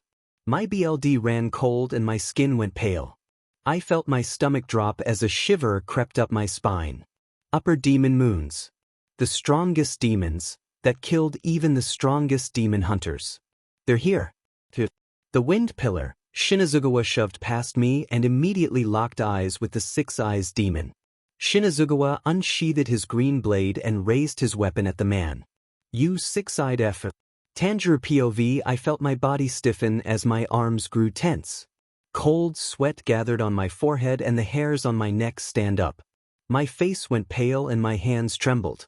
There stood Upper Moon 3 and Upper Moon 1 in the middle of the room. Sweat trickled down my chin as what used to be fear was then replaced by anger build-up in the pit of my stomach. They're the ones responsible for Genya, Rengoku, and Taketo-kun's death. They've killed scores of people and ruined thousands of lives and families. That can never be forgiven. I remember that feeling of emptiness when I heard those 3 names come out of the crowd. Beak, announced dead. A hollow feeling. 𝐀𝐮𝐭𝐡𝐴 shoves past me and ripped his blade out of its sheath. His scent was burning with anger, seeping with a lust for revenge. You 6-eyed F. But said man didn't have his attention fixed on him. Instead, his demon eyes were trained on someone else behind me. A boy fairly shorter than me. Long black hair that faded to teal ends, turquoise eyes, small build. Tito. Eyes on me you butt. 𝐀𝐮𝐭𝐡𝐴 attempts to steal his attention. Taketo gracefully weaves past us all and confronts Upper Moon 1. Michiro. Upper Moon 1's deep voice cutting the air. 𝐀𝐮𝐭𝐡𝐨𝐫. You're alive, I see. No, I'm just a hallucination. Taketo joked, though the tone in his voice sounds more menacing than joking. Taketo's white blade reflecting the light. His katana held in his right hand, sturdily pointed at 𝐀𝐮𝐭𝐡𝐴, not even a tremble. No ounce of fear. His scent was dripping with spite. Taketo. You're not fully recovered, you can't fight. Genya tries to reason. I'll handle this pipsqueak. Now move out of the way. 𝐀𝐮𝐭𝐡𝐴 steps forward just slightly. My hand already on the hilt of my sword. Just as I was about to pull out my blade. We did not come here to fight. That ever so familiar voice. Upper Moon 3 interjected. His eyes lock with mine and I stare into his amber orbs. He's telling the truth. His scent was longing for something, but it wasn't greed. His expression is hard but his eyes are soft. Bullshit. 𝐀𝐮𝐭𝐡𝐴 roars. You're the one who killed the flame dude. You'll pay for that. Inosuke barges in with his 2 jagged swords in hand. In the corner of my eye I saw Ubuyashiki-sama's arm move. I turn my head in his direction. Ubuyashiki-sama brings his hand and sets his pointer finger on his lips. All the yelling stops for a brief moment. But 𝐀𝐮𝐭𝐡𝐴 whines. There's something's different in the air. We should let them speak. Aizawa, I suggest you take your children to the farther back. Aizawa hesitantly follows. Him and the students back up. We have a favor to ask of you. 𝐀𝐮𝐭𝐡𝐴 starts. And why the hell should we be doing you shitty business a favor? Iguro-san viciously hissed, standing in front of Kenroji protectively. A couple seconds went by in silence. The air is thick and heavy. My eyes' hands are steady and my ears are alert. What is this favor they want to ask? I do not smell any sort of malice or hint of intent to kill. No intentions of harming. What is this? We want you to kill us. Akaza finishes. I falter for a moment. Everyone lets out a gasp and I exhale. I didn't even know I was holding my breath. The tension from my arms and hands leave. I squint my eyes to focus. My chest loosens. Was I hearing that right? Sounds are Zenitsu's thing. They want us to kill them. Oh. You're asking for death. I'd be more than happy to oblige. 𝗀𝐻𝐿 purred. I step into the circle we subconsciously formed around the two. I step closer till I'm face to face with Upper Moon 3. I know this is dangerous. They could kill me right now and I wouldn't have any time to react. This whole place could be in danger. But I ignore that. I'm curious. What made you ask for death? I ask. A crease forms between my eyebrows. I smell sadness from the two upper moons. The sadness coming from 𝐒𝐮𝐬𝐵 fades and is replaced by nostalgia. A small smile forms on his face. There is someone I wish to return to. I may never know forgiveness. I do not expect to be forgiven. His demon fangs show as he smiles. However, I've done enough. His scent radiates a happy yet melancholic smell. His eyes tell the truth. He diverts his gaze from me to the palm of his tattooed hand. I've abandoned what I was supposed to become for something selfish. Upper Moon 1 explains. I turn to Kokushibo and I concentrate on his scent. If I concentrate enough, I can smell his thoughts. Hey, Yurichi, are you watching me right now? Do you think I'm a disgrace? I wonder what you're thinking right now. Yurichi, why is that name so familiar? Kokushibo locks eyes with me and we stare at each other for a second. I begin to recognize some familiar features. That fire-like scar on his forehead almost mimicking mine except it spreads to his right jaw line and that dark red burgundy hair. That boy. He looks just like you. Upper Moon 1's thoughts trail. I turn back to 𝐒𝐮𝐬𝐵. A hard glare in my eyes. I should hate him, but I can't help but feel sympathy for him. I can never forgive you for all the lives you've taken, I say. He closes his eyes and nods. However, I thank you. Thanks to you, I learned to grow and overcome even more hardship. I curl my lips into a smile. My eyes soften. 𝐒𝐮𝐬𝐵 stares at me in shock, then recovers. I hope in the next life, you will find peace. And I hope you are reunited with whoever you wish to return to. He and I shake hands. A firm grip. You truly were an amazing fighter. Your battle spirit. Quite a remarkable one. Kokushibo reaches his right arm into his back pocket and pulls out a broken flute from his black hakama. The flute was old and carefully wrapped in a white cloth. Kokushibo hands it to 𝗀𝐻𝐿. This flute belonged to my brother, Yurichi. He was the first breath of 𝐶𝐮𝐬𝐵. I heard a round of gasps as I myself do as well. My eyes widen. Kokushibo's brother was the first breath of 𝐶𝐮𝐬𝐵. As my descendant, it'd be best for you to have it. Kokushibo looks at the flute thoughtfully, then hands it to 𝗀𝐻𝐿. I smell a wave of nostalgia coming from him. Descendant. 𝗀𝐻𝐿. I turn towards 𝗀𝐻𝐿. His expression didn't change. It wasn't entirely dull, I could see a hint of shock in his eyes. I wait for 𝗀𝐻𝐿's reaction. 𝗀𝐻𝐿 grabs the flute and inspects it. I may be your descendant, but there is not a hint of your blood flowing through my veins. I am not like you, and I never will be. He states coolly. Kokushibo closes all 6 of his eyelids. I see. I will take this flute as some sort of trophy, to celebrate you death. I hope I never see you in the afterlife. 𝗀𝐻𝐿 brings his white blade and connects it with Kokushibo's neck. Very well then. I wish you luck. Kokushibo's final words went. I won't be needing it. With a horizontal slash, Kokushibo's head drops to the floor. His body falls onto his knees and his hands slam against his sides before he collapses to the ground like a rag doll. His body disintegrates and all that is left is his clothes. It's dark.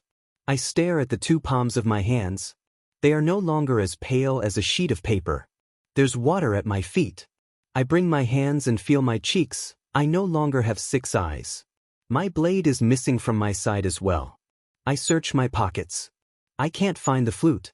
Where am I, brother? I hear a voice all out to me from behind. I WHP my head around to a soft light. It was the only light illuminating the pitch-black area, but it wasn't blinding. There stood Yurichi as a child. I see my reflection in his big eyes. His soft smile that I once hated so much now glows brightly. I see the flute. I have him peeking from the pocket of his red kimono. He holds his arms out. Let's go home now, Michikatsu. When was the last time I heard my real name? I don't speak, but I turn away from him.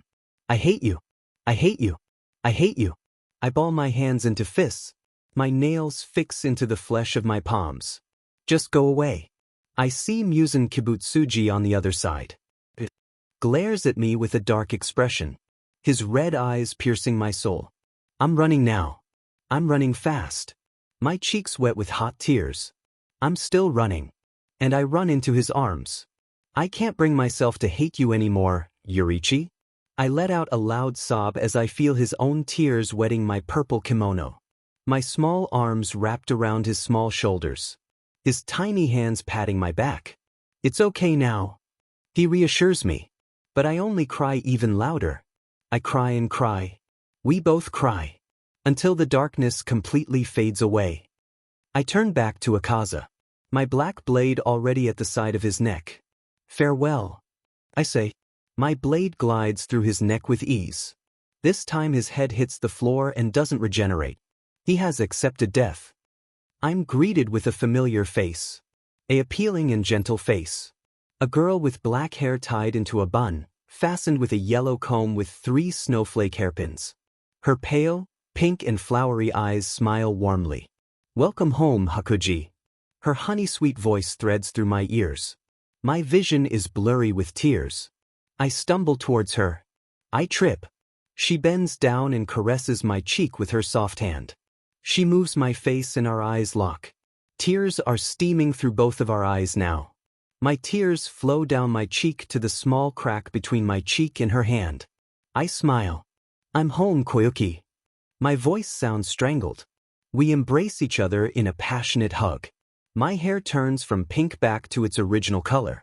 My skin is no longer snowy white and my tattoos have disappeared. Cookie makes space between us and moves my hair. I feel her soft lips pressed against my forehead. We both stand up and turn. I see 𝐀𝐮𝐭𝐡𝐨𝐫 and my father standing together underneath a forest of greenery, eyes just as watery as ours. Right behind them is a sakura tree with white ribbons wrapped around the branches. I look over my shoulder and see a faint silhouette of Muzan Kibutsuji. But he no longer controls me. Me and Koyuki giggle as we jog towards them hand in hand. 𝐀𝐮𝐭𝐡𝐨 swing his arms around me and Cookie. Well, what waiting for? You guys gonna get married or what? My father takes my hand and looks me in the eye. I'm so happy for you. You found someone who makes you happy. I can't help but cry even more. My father brings me into a hug and I sob onto his shoulders. My father rubs my head in a circular motion before separating. I take a few deep breaths. I offer my hand. Cookie, will you be my wife? I ask. My face bright red. I don't stutter because I truly believe in those words. Koyuki's face just as flushed as mine, if not brighter. She places her hand on top of mine. It feels right holding her hand. It fits. I do. She says in a smile. I wipe the tears off her cheeks and she wipes mine. We stand under the sakura tree, pink petals falling around us. If only this happened when we were alive, but this is just as fulfilling. Words can't describe how I feel, but as long as I'm with Koyuki it's alright. I grip her hand firmly, not too hard, but firmly. I let go of one of her hands and bring my loose hand to her neck. I move my hand to her face and guide it towards mine. Slowly, slowly. Make sure she's fine with it too. Our lips press together. It doesn't feel awkward, it feels warm. We stay like that for a few moments before we part and gaze into each other's eyes. My father and 𝐀𝐮𝐭𝐡𝐨 clapping their hands. I have fulfilled my promises. I stare at 𝐻𝐭𝐡𝐴's head as it slowly disintegrates. Tears well in the corner of his eyes and he smiles. Before he completely disappears, he looks at me one more time. There is another demon, the one responsible for making the sky go black. He says. I'm shocked for a moment and my eyes widen a fraction before I lean closer. She's not from our time either. But she's just as strong as us. Be careful. And his head and body crumble away. RD POV, those useless idiots. The black-haired demon growled. Can't do a single thing right. 𝐻𝐻𝐾𝐮𝐭𝐡𝐨𝐫's betrayal isn't all that surprising, but 𝐀𝐮𝐭𝐡𝐨𝐫. They're all useless. Muzan Kibutsuji grit his teeth in anger. There is 1 hour left before sunrise. The door opens to reveal Upper Moon 6, Daki and Jotaro. Daki was dressed the same as she had looked during her fight in the red light district. Black, flowery patterned stocking reaching her thighs, her giant sash tied around her waist into a large bow at her back, a black flowery cloth covering her chest. The front of her silver lime green hair was tied back into a geisha style with the rest flowing down, reaching her stockings. Her makeup done the same with her flowery tattoo on her face. Jotaro hasn't changed either. His skinny chest exposed since he isn't wearing a shirt. He had a black flowery ribbon, similar to Daki's stockings, wrapped loosely around his arms, and white baggy briefs. His black lime green hair tied into a messy ponytail, his skin a pale gray color tattooed with black dots. In each arm were his large sickles, stained with BLD. The two siblings had BLD stains around their mouths. They didn't even bother to wipe. At least there are some brats that can get things done. Muzan faces them, a smirk decorating his pale face. The two bowed at his presence. They said in unison, "You've eaten a lot, good. Oh, what a shame. It seems 𝐻𝐻𝐾𝐮𝐿 and 𝐀𝐮𝐭𝐡𝐨𝐫 were killed. They were my best of friends." Doma waltzes in. His razor-sharp fangs were stained red, as was the corner of his lips. He liked the BLD and resumed fanning himself. These humans are much easier to lure in. More delicious too. In this new world, it is easier to blend in with the humans. Even as demons, we look completely normal to them. Daki snorted. Right after Daki finished her sentence, the door was slammed open. In came Toga skipping happily. Following her is Dabi, Shigaraki and Kurojuri. So you guys can really regenerate any limbs that get cut off. But of course. Doma cooed. I want to try. Toga pulled out a large pocket knife and flipped it open. Toga scanned the room, seeing who she should stab first. Don't you dare cut my appealing skin. Daki's nails sharpened and Jotaro held his sickle in front of her protectively. Don't touch my sister, dude. Toga pouts, then looks at Doma, who has his eyes closed as he smiles, causing Toga to giggle. She launches the knife at his head. The knife digs into his left eye. My, you have good aim. Doma takes the knife out, his eyeball stuck to the knife and dripping with BLD. Dabi, Shigaraki and Kurojuri stare in disbelief. Then their expressions contort into a disturbed and disgusted look. Toga takes the knife from him and inspects the gouged-out eyeball. She reaches into her back pocket, revealing a small glass jar, and puts the detached eyeball in for safekeeping. Doma's eye regenerates and looks as good as new. So, shall we get down to business? Kurojuri starts. Michael Jackson smirks.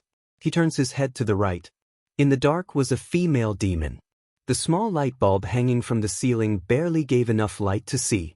From the dark corners emerged a woman in white sandals, a white hakama that faded to light blue and white short-sleeved kimono with light blue splatters around the sleeves. Her long, thick purple hair tied into a ponytail, curled like a drill reaching her calves. If her hair was straightened, it would drag on the floor, her face dull and emotionless at first. Then her cheeks spread into a wide sadistic smile as she and the hee-hee man glare at each other. Yes, we shall. Tanjiro POV, an innocent human from this world that Muzan turned into a demon. And that demon is most likely an extra replacement in case any of the upper moons died. How cruel. To Muzan, these upper moons are no more than replaceable toys. If one becomes useless, he'll just get another to fill in the missing space. I despise that man. I don't think I say it enough. I stand back up from my kneeling position after 𝐻𝐻𝐾𝐮𝐿 had completely disintegrated and straightened myself. I let out a small sigh of relief. We killed Upper Moon 1 and 3 without any sacrifices or difficulties. That's good. I will never forgive them for all the lives they took. However, I appreciate the way they willingly asked to be killed and for the helpful information they gave us. But right now, there is something else on my mind. I look at Taketo, who is pocketing the flute 𝐀𝐮𝐭𝐡𝐨𝐫 had given him. Shinazugawa stomps his way towards Taketo and grabs the young boy's shoulder so hard his nails dig into his skin. 𝐀𝐮𝐭𝐡𝐨𝐫 then shook Takedo violently, back and forth, back and forth. Takedo's long hair acts like a WHP as his head snaps back and forth with every shake. What the F was that all about? 𝐀𝐮𝐭𝐡𝐨𝐫 shouts. You were the descendant of the first breath of Sun user, not to mention Upper Moon One's descendant as well. Genya asks. Takedo-kun, why didn't you tell us? Kenroji-san cries behind Iguro-san. She dramatically wipes a tear from her eye. I only found out I was his descendant at the beginning of our battle. And how the hell am I supposed to tell you guys when I'm dead? Takedo's tone exaggerates on the last part. A brief silence. Oh right. All the demon hunters deadpan. I see Iguro in the corner slapping his forehead with his hand as he sighs in disappointment. Wait, so those guys were demons. They didn't really act like one. Mina-san brought her pointer finger up to her lip and held a thoughtful expression. Well, how do I explain this? Not all demons act like wild animals, like the demons that attacked us at school. Those are only lower and middle-class demons. I explain it my best. Ah, that makes sense. It's sad those two became demons. How pitiful. They have my gratitude for offering their lives. Namo Amida Butsu, Himejima-san chants. What should we do with their clothes? Takedo-kun stares at Upper Moon One's crumpled-up clothes laying on the floor. Burn it. Iguro-san and 𝐀𝐮𝐭𝐡𝐨𝐫 snaps. That's mean. I say we should give them proper burial. Kenroji-san suggests. How about you, Rengoku-san? Ju-san turns to Rengoku beside him. Yes, a burial seems nice. A great way to honor their sacrifice. Rengoku-san beams. If we're going to bury them, it's best we do it in our world. If we ever get back. Shinobu-san adds. Some of us nod. Kiriya's loud voice catches our attention. Then it's decided, once we return, we will bury the remains of Upper Moon 1 and 3. Until then, we will keep them safe. We all bow in agreement before we turn to one another and chat away. It is nice to see that, despite everything that has happened, everyone is still relatively the same. And it's nice to see a few changes here and there too. Ju finally acknowledges himself as the water pillar. Rengoku is still as loud and passionately usual. Takedo seems to have more emotions than he used to. It seems Iguro and Kenroji have gotten closer together, and it seems the 𝐀𝐮𝐭𝐡𝐨𝐫s have made up. I can see Zenitsu, Kaneo, and Inosuke have grown a lot more too. Zenitsu may not seem like it, but he's grown stronger. Kaneo's heart has opened up and she's speaking more freely. Inosuke on the other hand just seems more happy. I can tell by his scent. He's not happy because of the Upper Moon's death, it's something else. Maybe I should ask him about it later. I walk slowly towards Takedo, who is spacing out as usual. Hi Takedo-kun, how are you feeling? I ask. Takedo's expression immediately brightens up. I'm feeling fine. A little bit more at ease now that we've already gotten rid of 2 Upper Moons. He responds. That's good to hear. Though, something seems to be troubling you. Is something wrong? Takedo is about to respond, but then I feel a tap on my shoulder. I spin my head around to see Midoriya behind me. Hi there Midoriya-kun, how are you? I'm doing great. But I'm just a little worried about you too. He sounds concerned. What is it?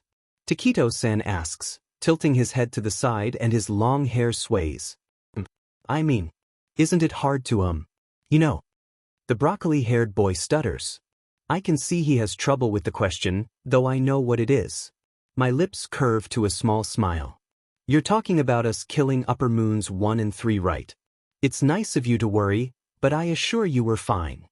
Well, but how did you? He smells confused, nervous, and anxious. I can smell it. I flash another smile. Smell. I point to my nose. I have sensitive smell. I say, oh. The boy says in understanding, how about you? Midoriya turns to Takedo. I mean, he was your ancestor.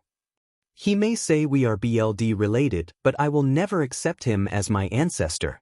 Just because we are of the same BLD, does not mean we are family. Takedo grips the hilt of his sheathed sword. I smell something is troubling him again. I appreciate you asking. He smiles warmly at Midoriya. Though he smiles, he still smells troubled. In fact, he's had that same smell emitting from him since Upper Moon 1 came. It's not just any scent, it smells like grief. Like he misses someone. I remember Kaneo and Shinobu had that same smell too, back in the US. I should talk to him about it later. My thoughts were interrupted when there was a loud and desperate knocking at the front door. I turned towards everyone else behind me, wondering if I should open it or not. They all share the same look of uncertainty. Then I smell it. It's familiar scent. I slowly step towards the front door, one foot in front of the other. The desperate knocking continues. The sun is almost rising, maybe another 30 minutes or so. I carefully grip the cold metal handle of the door and twist it open. There revealed 2 figures standing at the front door, sweat gathered at the top of their foreheads by their hairlines. A boy just as tall as me, with light blue hair and sharp eyes. The second is a woman with black hair tied into a bun with a soft expression. They are breathing heavily, breathing. Their breaths are short and uneven. Tamayo-san. Yashiro-kun. I let them in and quickly close the door behind them so that the sun doesn't directly hit them when it rises. They collapse to the ground of exhaustion. Tanjiro-kun. It's you. Thank goodness. Tamayo-san says between breaths, it almost sounds like she's gasping. Tamayo-san, Yashiro-kun, breathe slowly. Take deep breaths. What happened? I try to comfort them by putting my hand on their shoulders. Yashiro grabs my hand so suddenly it almost startled me. He stares into my eyes. I don't know what to make of his expression. As a demon, his face is already pale, but it seems more pale than I remember. A drop of sweat trickles down his forehead to his chin. His breaths are still uneven, but he seems to be calming down. I look at the mixed crowd of demon hunters and heroes and find Ubuyashiki-sama's face. Some of the demon hunters who do not yet recognize Tamayo and Yashiro as peaceful demons are about to take out their swords until Ubuyashiki-sama steps out from the crowd, his 2 elder daughters guiding him. He stops in front of us, letting the grip of his daughters loosen and his arms drop to his sides. He kneels down, offers his hand. Since Ubuyashiki-sama cannot see, he waits patiently for them to take his hand, then carefully lifts them up. Tamayo-san, could you explain to us? Kenli asks. Tamayo-san tried to find a way to explain herself but finds it difficult. She is too stressed out. Too nervous. Her hands and legs are trembling so violently I can see her dark purple kimono shake. Her eyes search the room then land on Aizawa. She points at him. Why, you people here? Do you have some sort of technology that allows messages or news to be transmitted? Aizawa looks at her confused, then realizes how dire the situation is. He finds a black brick on the counter, then points it at a large black box against the wall of the room. The black box's colors change and we see a picture of woman on it. The picture is moving as the woman is speaking. Behind her is a dark alleyway, with splotches of BLD trails, red and blue lights, yellow ribbons, and other figures with the word, police, written on their backs. Everyone turns towards the colorful black box. Aizawa continues to press strange buttons on the black brick and we hear sounds coming from the box. It's the woman's voice. During the past few days, the police have received many missing reports. Several of those people who have been reported missing have been found dead, their bodies dumped in dark alleyways. Missing reports. Murders. I furrow my eyebrows and continue listening to the woman's voice. It seems the attacks are targeted towards young girls under the age of 16. From what most witnesses have reported, all attacks and kidnappings only happen at night. Police and pro-heroes are looking into the situation as we speak. All citizens are advised to travel in pairs or large group at night. At best, do not travel at all during nighttime. This is the work of a demon. Deku POV. I watched the news play on the TV.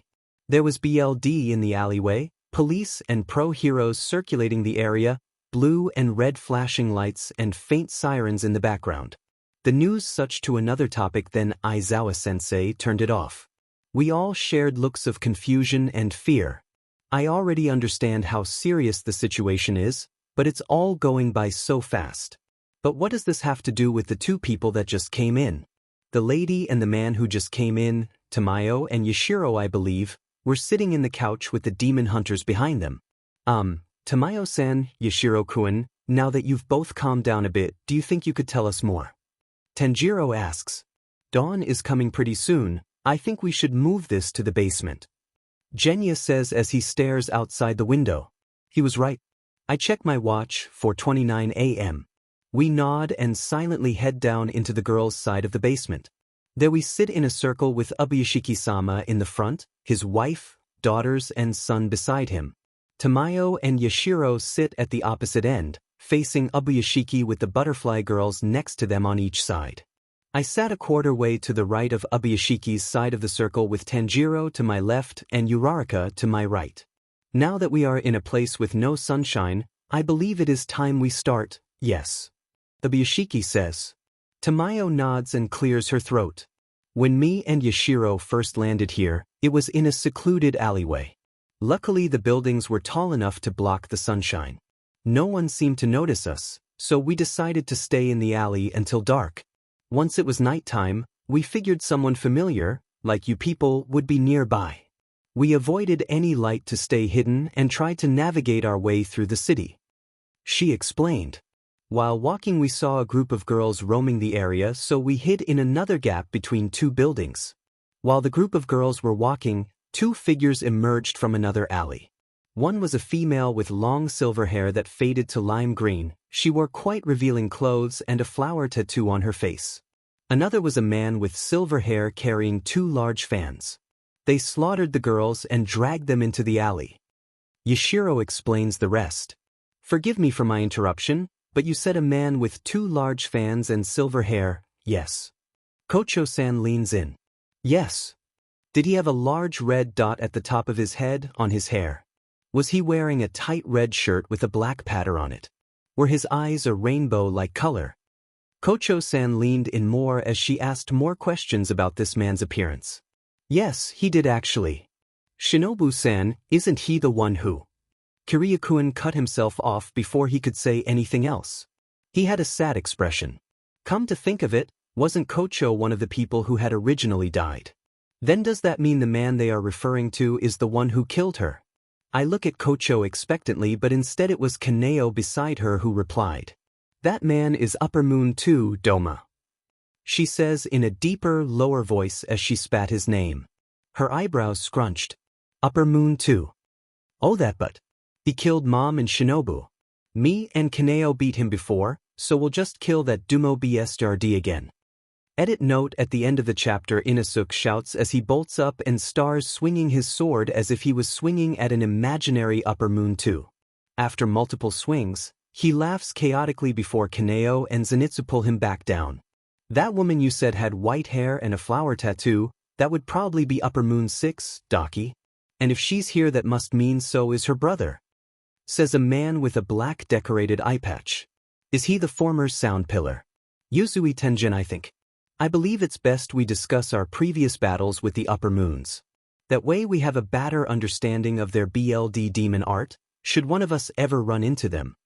Kiryu-kun announces, Tenjin, you along with Tanjiro, Zenitsu and Inosuke were the ones who fought Upper Moon 6 in the Red Light District, correct? Ōbuyashiki-sama asks. Correct. My wives also helped in battle as well. Hold on, did he say wives? As in plural wives. Multiple wives. Is it alright if you elaborate on your battle with Upper Moon 6? Yes, sir.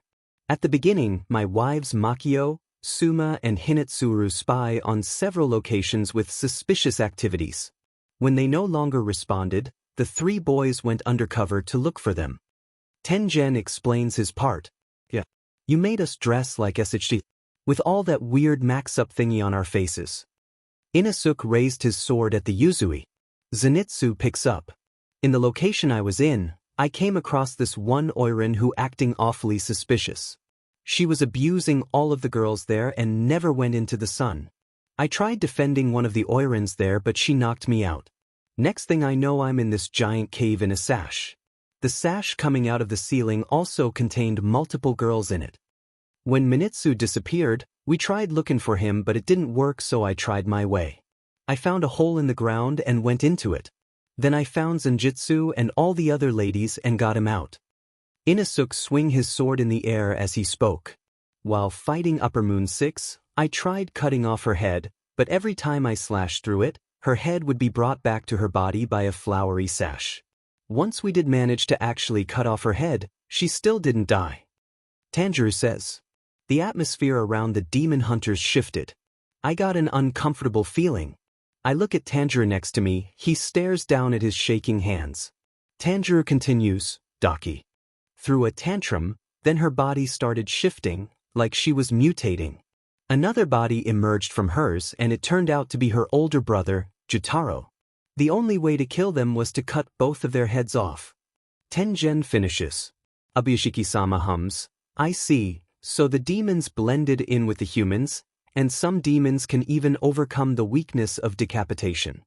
During our fight against 𝐻𝐿, he used large fans to create ice and illusions. Shinobu starts, he also mentioned something about a cult. Yes, something along the lines of Eternal Paradise Cult, 𝐀𝐮𝐭𝐡𝐨𝐫 adds. Dumba Dude said mom ran to his culty thingy and found out he was eating his 𝐻𝐻𝐿 or something. Inosuke said, now that you're in a world where the majority of the population has supernatural abilities, wouldn't it be easier for the upper moons to blend in? Aizawa-sensei asks. That may be true, however, us pillars were trained to sense a demon by their malice.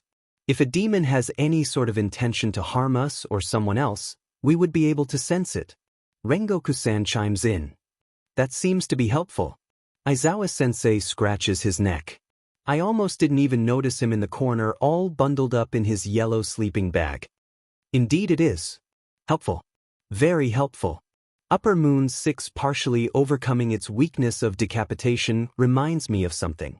During me and 𝐻𝐻𝐿's fight against 𝐒𝐻𝐻𝐿 in the Demon Fortress, says Tomioka. 𝐒𝐻𝐻𝐿? As in Upper Moon 3. We already killed him, right? I question.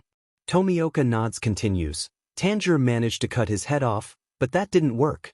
Instead, 𝐒𝐻𝐻𝐿 picked up his head and attempted to reattach it to his body.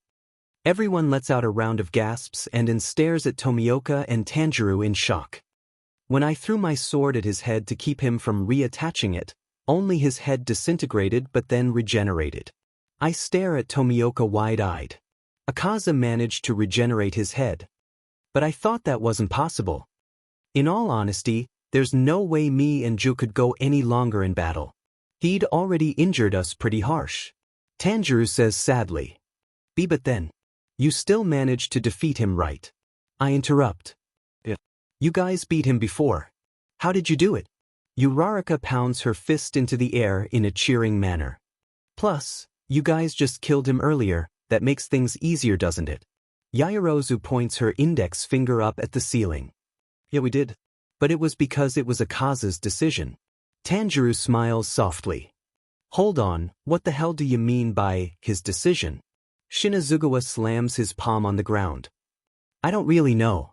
But it looked like 𝐒𝐻𝐻𝐿 kept going in a stage between destroying himself and regenerating.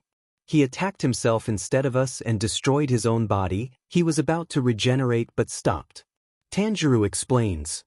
From the sound of it, I'm guessing Upper Moon 3 was overcoming 𝐀𝐮𝐻𝐿's influence over him, therefore allowing him to give up on being a demon.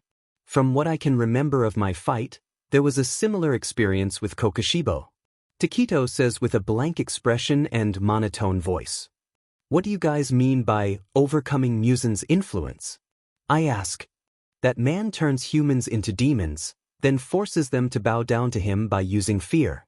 The curse of 𝐀𝐮𝐻𝐿 Kibutsuji is what we call to those demons under his influence. Like how a parent has influence over that child. Only that man is no parent at all. Tamayo-san almost yells the last part. She must truly hate 𝐀𝐮𝐻𝐿. But you two are demons as well, correct? Aizawa-sensei scratches his cheek. Tamayo and Nezuko are demons that managed to break free from the curse. Says Ubuyashiki-sama. Tamayo nods and puts her hand in Yashiro's shoulder. Yashiro here is a demon I made using my own BLD, therefore he never had the curse to begin with. Alright, we've already killed Upper Moon 1 and 3. We've talked about Upper Moon 2 and 6. Kiryu-kun lists.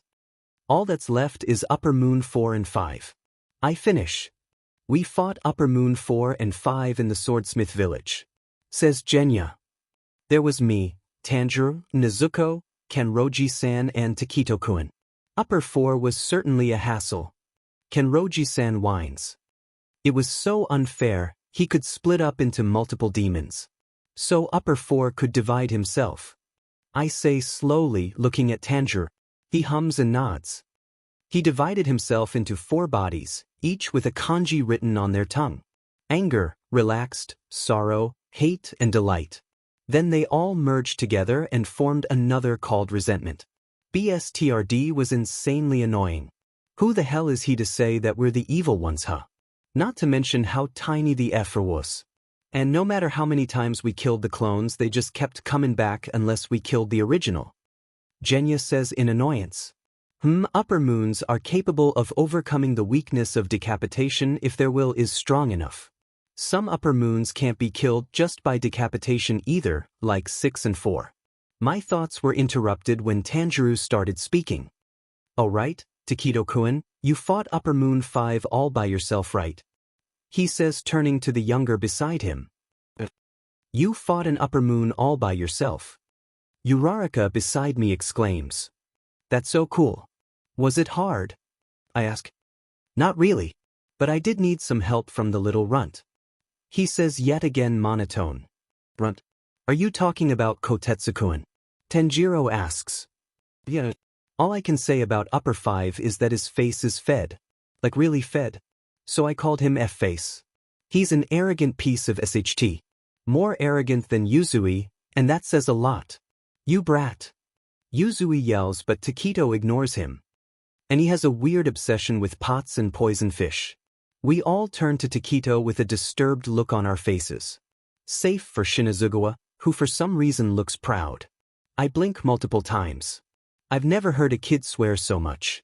Not even Kaken swears that much for one sentence. How old is he again? Oh right, and I got my Demon Slayer mark. The boy adds. Oh yeah, I got my mark while fighting Upper 4. 𝐾𝐮𝐭𝐡𝐨𝐫 exclaims. I got mine while fighting 𝐀𝐮𝐭𝐡𝐨𝐫. Says Tomioka-san. Me and Himejima-san got ours during our fight with Upper 1. Shinazugawa-san says. So who are the only ones who didn't get their marks? Kiryu-kun asks. Iguro, Rengoku, Shinobu, Kaneo, Zenitsu, Inosuke and 𝐻𝐭𝐡𝐨𝐫 raise their hand. But I can't use breathes anyways, so I don't think I can really get my Demon Slayer mark. 𝐻𝐭𝐡𝐨𝐫 mentions while slowly lowering his hand. That's okay, Iguro-kun, 𝐻𝐭𝐡𝐨𝐫-kun. You'll get both your marks in no time. Kenroji-san cheers, causing Iguro to blush and glare at 𝐻𝐭𝐡𝐨𝐫 at the same time. Rengoku died too quick. Shinobu's just wee dash. Kocho punched Shinazugawa in the face. Oh dear, Shinazugawa-kun, are you alright? Kocho asks sweetly as if she wasn't the culprit. Everyone around her sweat drops. Hold on, what's a Demon Slayer mark? Mina-san asks. Oh. Kenroji-san beams. Here we go again. Uzui sighs and Iguro slaps his forehead. It's when your head goes thump thump and your heart goes boom boom. Are your ears go screedy-scree? And your legs feel wobble-wobbly, like you're gonna faint. And you feel your BLD go bambu-piswa. And everything goes woo-wa. Explains all the while pumping her fists in the air. That's right. When your bones go creak, and your ribcage goes clacky-clacky, and your hands go wobble. Tanjiro joins. Yes, exactly like that. What the F? Shinazugawa-san exclaims out of confusion and annoyance. Are we making random noises? I'd like to join. Rengoku-san chides. Everyone stares at the three in confusion. What were they even talking about? What were we even talking about? Did I just forget because of the weird noises they were making? Alright, Demon Slayer marks.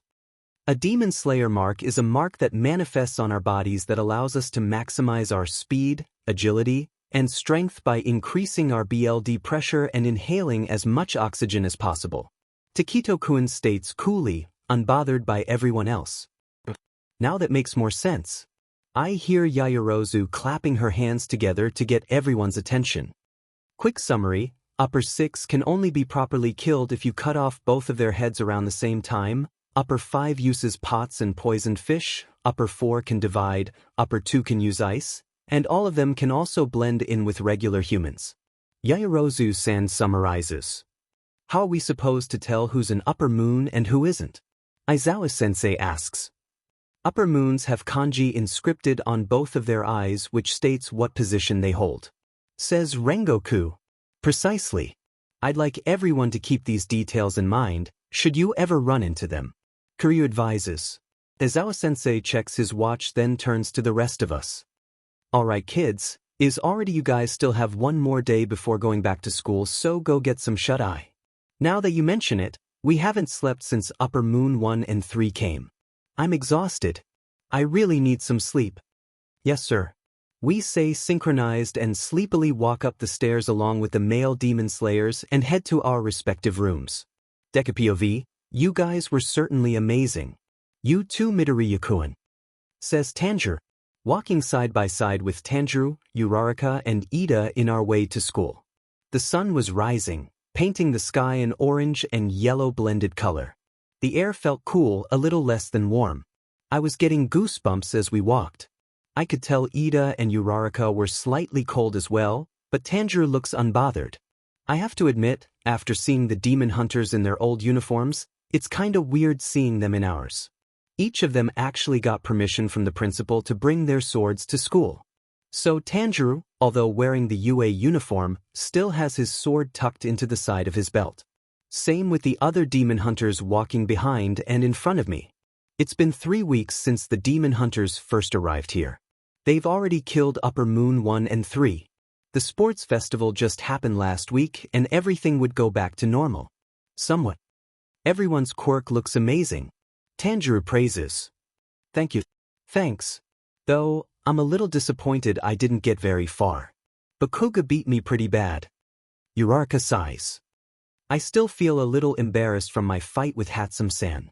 Demon, I should have known she was just using me for advertising her inventions. Ida complains, clenching his fist. Don't be too bummed out, I think you two did a great job. Uraraka-san, I think your plan of making all the debris fall onto him was a really strategic plan and carefully thought out. Midoriya-kun, your fight with Todoroki-kun was certainly incredible as well. Tanjiro beams as we near the school entrance. Tanjiro-kun, you praise us too much. I say as I sweat drop and chuckle. Tanjiro lets out a small laugh. You think so? All of us hum in response, entering the building and making our way to our classroom. Say Tanjiro, I start, catching the boys' attention. What's Tamayo-san and Yashiro-kun going to be doing? Oh. Those two are working with Shinobu-san to try and perfect some demon poison, and for a way to turn Nezuko back to human. He explains. So that's why your sister couldn't come to school. Uraraka says and the boy hums in response. What about the pillars? Ida asks. The pillars are patrolling the area and speaking with the police. He says, oh. We nod. We arrive at our destination and see that already half of our class is there. We take our seats as other demon slayers and classmates pour in. Tanjiro POV Aizawa-san walls into the classroom, no longer covered in bandages. Alright, settle down kids. He says lazily as he walks up to the stand. Kuro, Aizawa-sensei, your bandages are gone. That's good. Azui-san notices. The old lady went overboard with her treatment. He replies. Anyways, we're having a special hero informatics class today. Special hero informatics class. Is that some kind of hero study about laws? The class atmosphere changes to panic and anxiety while his demon hunters in the back are left in the dark. Is it some kind of exam for them? I look around and see some students, Kaminari and Kirishima-kun sweating profusely. While others, Todoroki, Yaoyorozu, and Bakugo don't seem to be all that bothered. The class waits in silence for Aizawa-san to announce their activity. Code names. He says. The class atmosphere takes a huge turn and the majority of the class jumps out of their seats, hands in the air. We're doing something exciting. They cheer in unison. Once the class settles down, Aizawa continues with his speech. This is related to the pro-hero draft pick I mentioned the other day. The sports festival was a way for pro-hero agencies to offer students whom they see potential in for hero studies. These offers are cancelled if that interest dies down by graduation. He explains. So the sports festival was a way for pro heroes to pick candidates. Heroes need a lot of training. So we'll have to prove ourselves once we get picked. Asks a floating uniform, 𝐻𝐿𝐿. Yeah. Here are the total offers. Behind him on the green chalkboard is a chart-like list. Names of students on the left with a bar-like thing extending horizontally with the numbers of offers that student has received. Todoroki-kun is first with 4,123, 𝐒𝐿𝐿 is second with 3,556, and the list goes down with 𝐂𝐮𝐭𝐡𝐨𝐫 at the bottom with 14 offers. Compared to the first, second and third place, there really is a huge gap. I stare at the chalkboard, mouth open. I couldn't help but notice 𝐒𝐿𝐿 and Todoroki got such places compared to their podium places at the sports festival. Aizawa points to the chart behind him. In other years it's been more spread out. It seems all eyes were on these two this year. He hints at 𝐒𝐿𝐿 and Todoroki. There's such a big difference. Kaminari-sen whines, throwing his head back. Those pro heroes don't know a good thing when they see one. Aoyama-kin fumes, resting his face on his hands, squishing his cheeks together. 𝐒𝐿𝐿 and Todoroki's opposite of their placement in the sports festival. Kirishima-kun mentions. I wonder why. I ponder. Some people are too scared to ask for a guy that has to be restrained on the podium.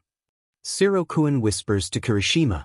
What the hell are the pros scared of? 𝐒𝐿𝐿 yells and turns around. Classmates exchange praises and excited and happy comments. Midoriya-kun, you didn't get any. I asked the broccoli-haired boy. They're scared of you cause of the crazy way you were fighting and breaking your bones. Mineta-kun explains. Yeah, the green-haired boy sighs. It's okay, I'm sure you'll get some offers eventually. I try to lighten the boy's mood. Thanks. He says unsure. Whether or not you got offers, all of you will be participating in internships with pros for more experience. That's where hero names come in. Internship for experience. Yeah, at the USJ, you guys already had combat experience with real villains. Though that was unplanned, luckily no students were gravely injured. And after that, our unexpected guests arrived. He hints towards us. I look around and exchange some confused looks with my fellow Demon Slayer comrades. There was a villain attack at the USJ before we arrived. Hero names you chose right now are temporary, but if you're not serious about it, you'll have hell to pay. The door slams open, cutting Aizawa-san's sentence. In walks a woman with long purple hair and tight revealing clothes. Miss Midnight. The class exclaims. Miss Midnight. Judging by that costume, she's probably another pro hero. Midnight here will be in charge of making sure your names are okay. All right. Good, I'm going to sleep now. And he pulls out his yellow sleeping bag and goes off to the side, letting Miss Midnight take charge. When you give yourself a name, you get a more concrete image of what you'll look like in the future and you can get closer to it. This somewhat reminds me of the pillars. The Kikuchi always referred to the pillars by their position: flame pillar, mist pillar, love pillar, safe for Shinobu-sen. This is what it means when they say, names and nature do often agree. Take All Might, for example. Without further ado, let's get started. Miss Midnight hands then students in the front row a whiteboard and a marker for the front row to pass to the back. Oh hey. She looks at us. You guys must be the demon hunters people we're talking about. Miss Midnight approaches us. Me being the closest, she stretches her hand out and I shake it. Nice to meet you. I'm the pro hero Midnight. You can call me Midnight. Nice to meet you too. I say, and after shaking hands, she walks back to the front of the class. With my eyes up front, I catch a glance of Mineta-kun looking at me so enviously. He's biting his lips so hard it's bleeding. Alrighty, who's up first? Miss Midnight calls out. Some students cringe and shift uncomfortably at the thought of presenting their hero names. The first one is a blonde man who walks up confidently, Aoyama-kun. Here I go. He slowly lifts up his board. Shining hero, I cannot stop twinkling. Everybody in the room deadpans. Is a sentence valid for a hero name? I wonder. No, it's too long. Midnight takes the board and crosses out a few words. Can't stop twinkling would be much easier. That's right, mademoiselle. The next is Ishido-san. Alien queen. Absolutely not. Ishido-san walks back in disappointment. I sigh, I don't think they're getting really far. Though it is interesting to learn more about the hero society. With the entire class a lot less enthusiastic about presenting their hero names, the energy dies down. Until Ajri-sen gets out of her seat and presents her hero name. I've had this one in mind since elementary school. Rainy season hero, Froppy. So cute and friendly. I love it. Miss Midnight coos. Everyone gets out of their seats and starts chanting Froppy, giving her whoops and cheers. The rest of the hero name presentation went by smoothly. Throughout the PRD, I caught a whiff of anxiety and nervousness, maybe even grief coming from Ida. I wonder if he's alright, maybe he's having trouble picking out a hero name. After everyone finishes, the bell rings, dismissing us for lunch. I don't really know what to do or where to go. Instinctively, I walk towards a group with Zenitsu, Inosuke, Kaneo, and Genya. This time, Michiro joined us. Since he's a pillar, I'd think he would be on patrol or talking with the police like the others. Kiriya and his sisters aren't here because he is going to some leader training of some sort, or just to spend time with his family. I wouldn't blame them if that's the case. Takito-kun, shouldn't you be on patrol with the other pillars? I ask. Diamond Biestard said some SHT that I was still young, so here I am. He says, sticking out his tongue. I sweat drop. Where do we go to now? Genya asks. Midoriya-kun walks up to us with Uraraka and Ida-kun trailing behind him. Do you guys want to come with us to the cafeteria? We all look at him strangely. Cafeteria. I've never heard that word before. What's a cafeteria? Is it strong? I'm gonna fight it. Inosuke yells. What? Midoriya-kun exclaims in confusion. You guys have never heard of a cafeteria before? Ida-kun asks. We all shake our heads and the three students nod. A cafeteria is a large room where people eat food. Uraraka-san explains. We all say. They lead us to this cafeteria place, down different halls. Some of them I do recognize because they were the halls I ran down during the demon attack, scouting for trouble. That day seems so far away now. We walk into this big room crowded with UA students from other classes. There are rows of tables separated with a ledge and several greenery plants that I'm not sure whether they are fake or not. It's loud, filled with chatter and whispers. Trays being set down in the table, people's footsteps, spoon, forks and knives colliding with plates and bowls. Some rough housing and horseplay here and there. I wonder how loud it is for Zenitsu. But the air for me smells delicious. All sorts of food. Hot soup and chili, cold beverages, freshly baked bread, and sweet desserts. We take a seat at one of the tables. Midoriya, Uraraka, and Ida go line up to get their food, so we pull out our bentos that were made before. We don't eat until the three pre-heroes return. Oh, you guys already have food? Midoriya-kun asks as he approaches the table, tray of food in hand. Naho, Kiyo, Sumi and Yuzui's wives quickly made us a bento before we left. I respond, taking out my chopsticks. DM and Lucky BSTRD. Kaminari whines from the table beside us. Mineta also leans over the ledge that separates the two tables. How the hell does that dude have 3 wives? 3 gorgeously hot appealing babes all married to the same guy. Mineta complains, his nose bleeding.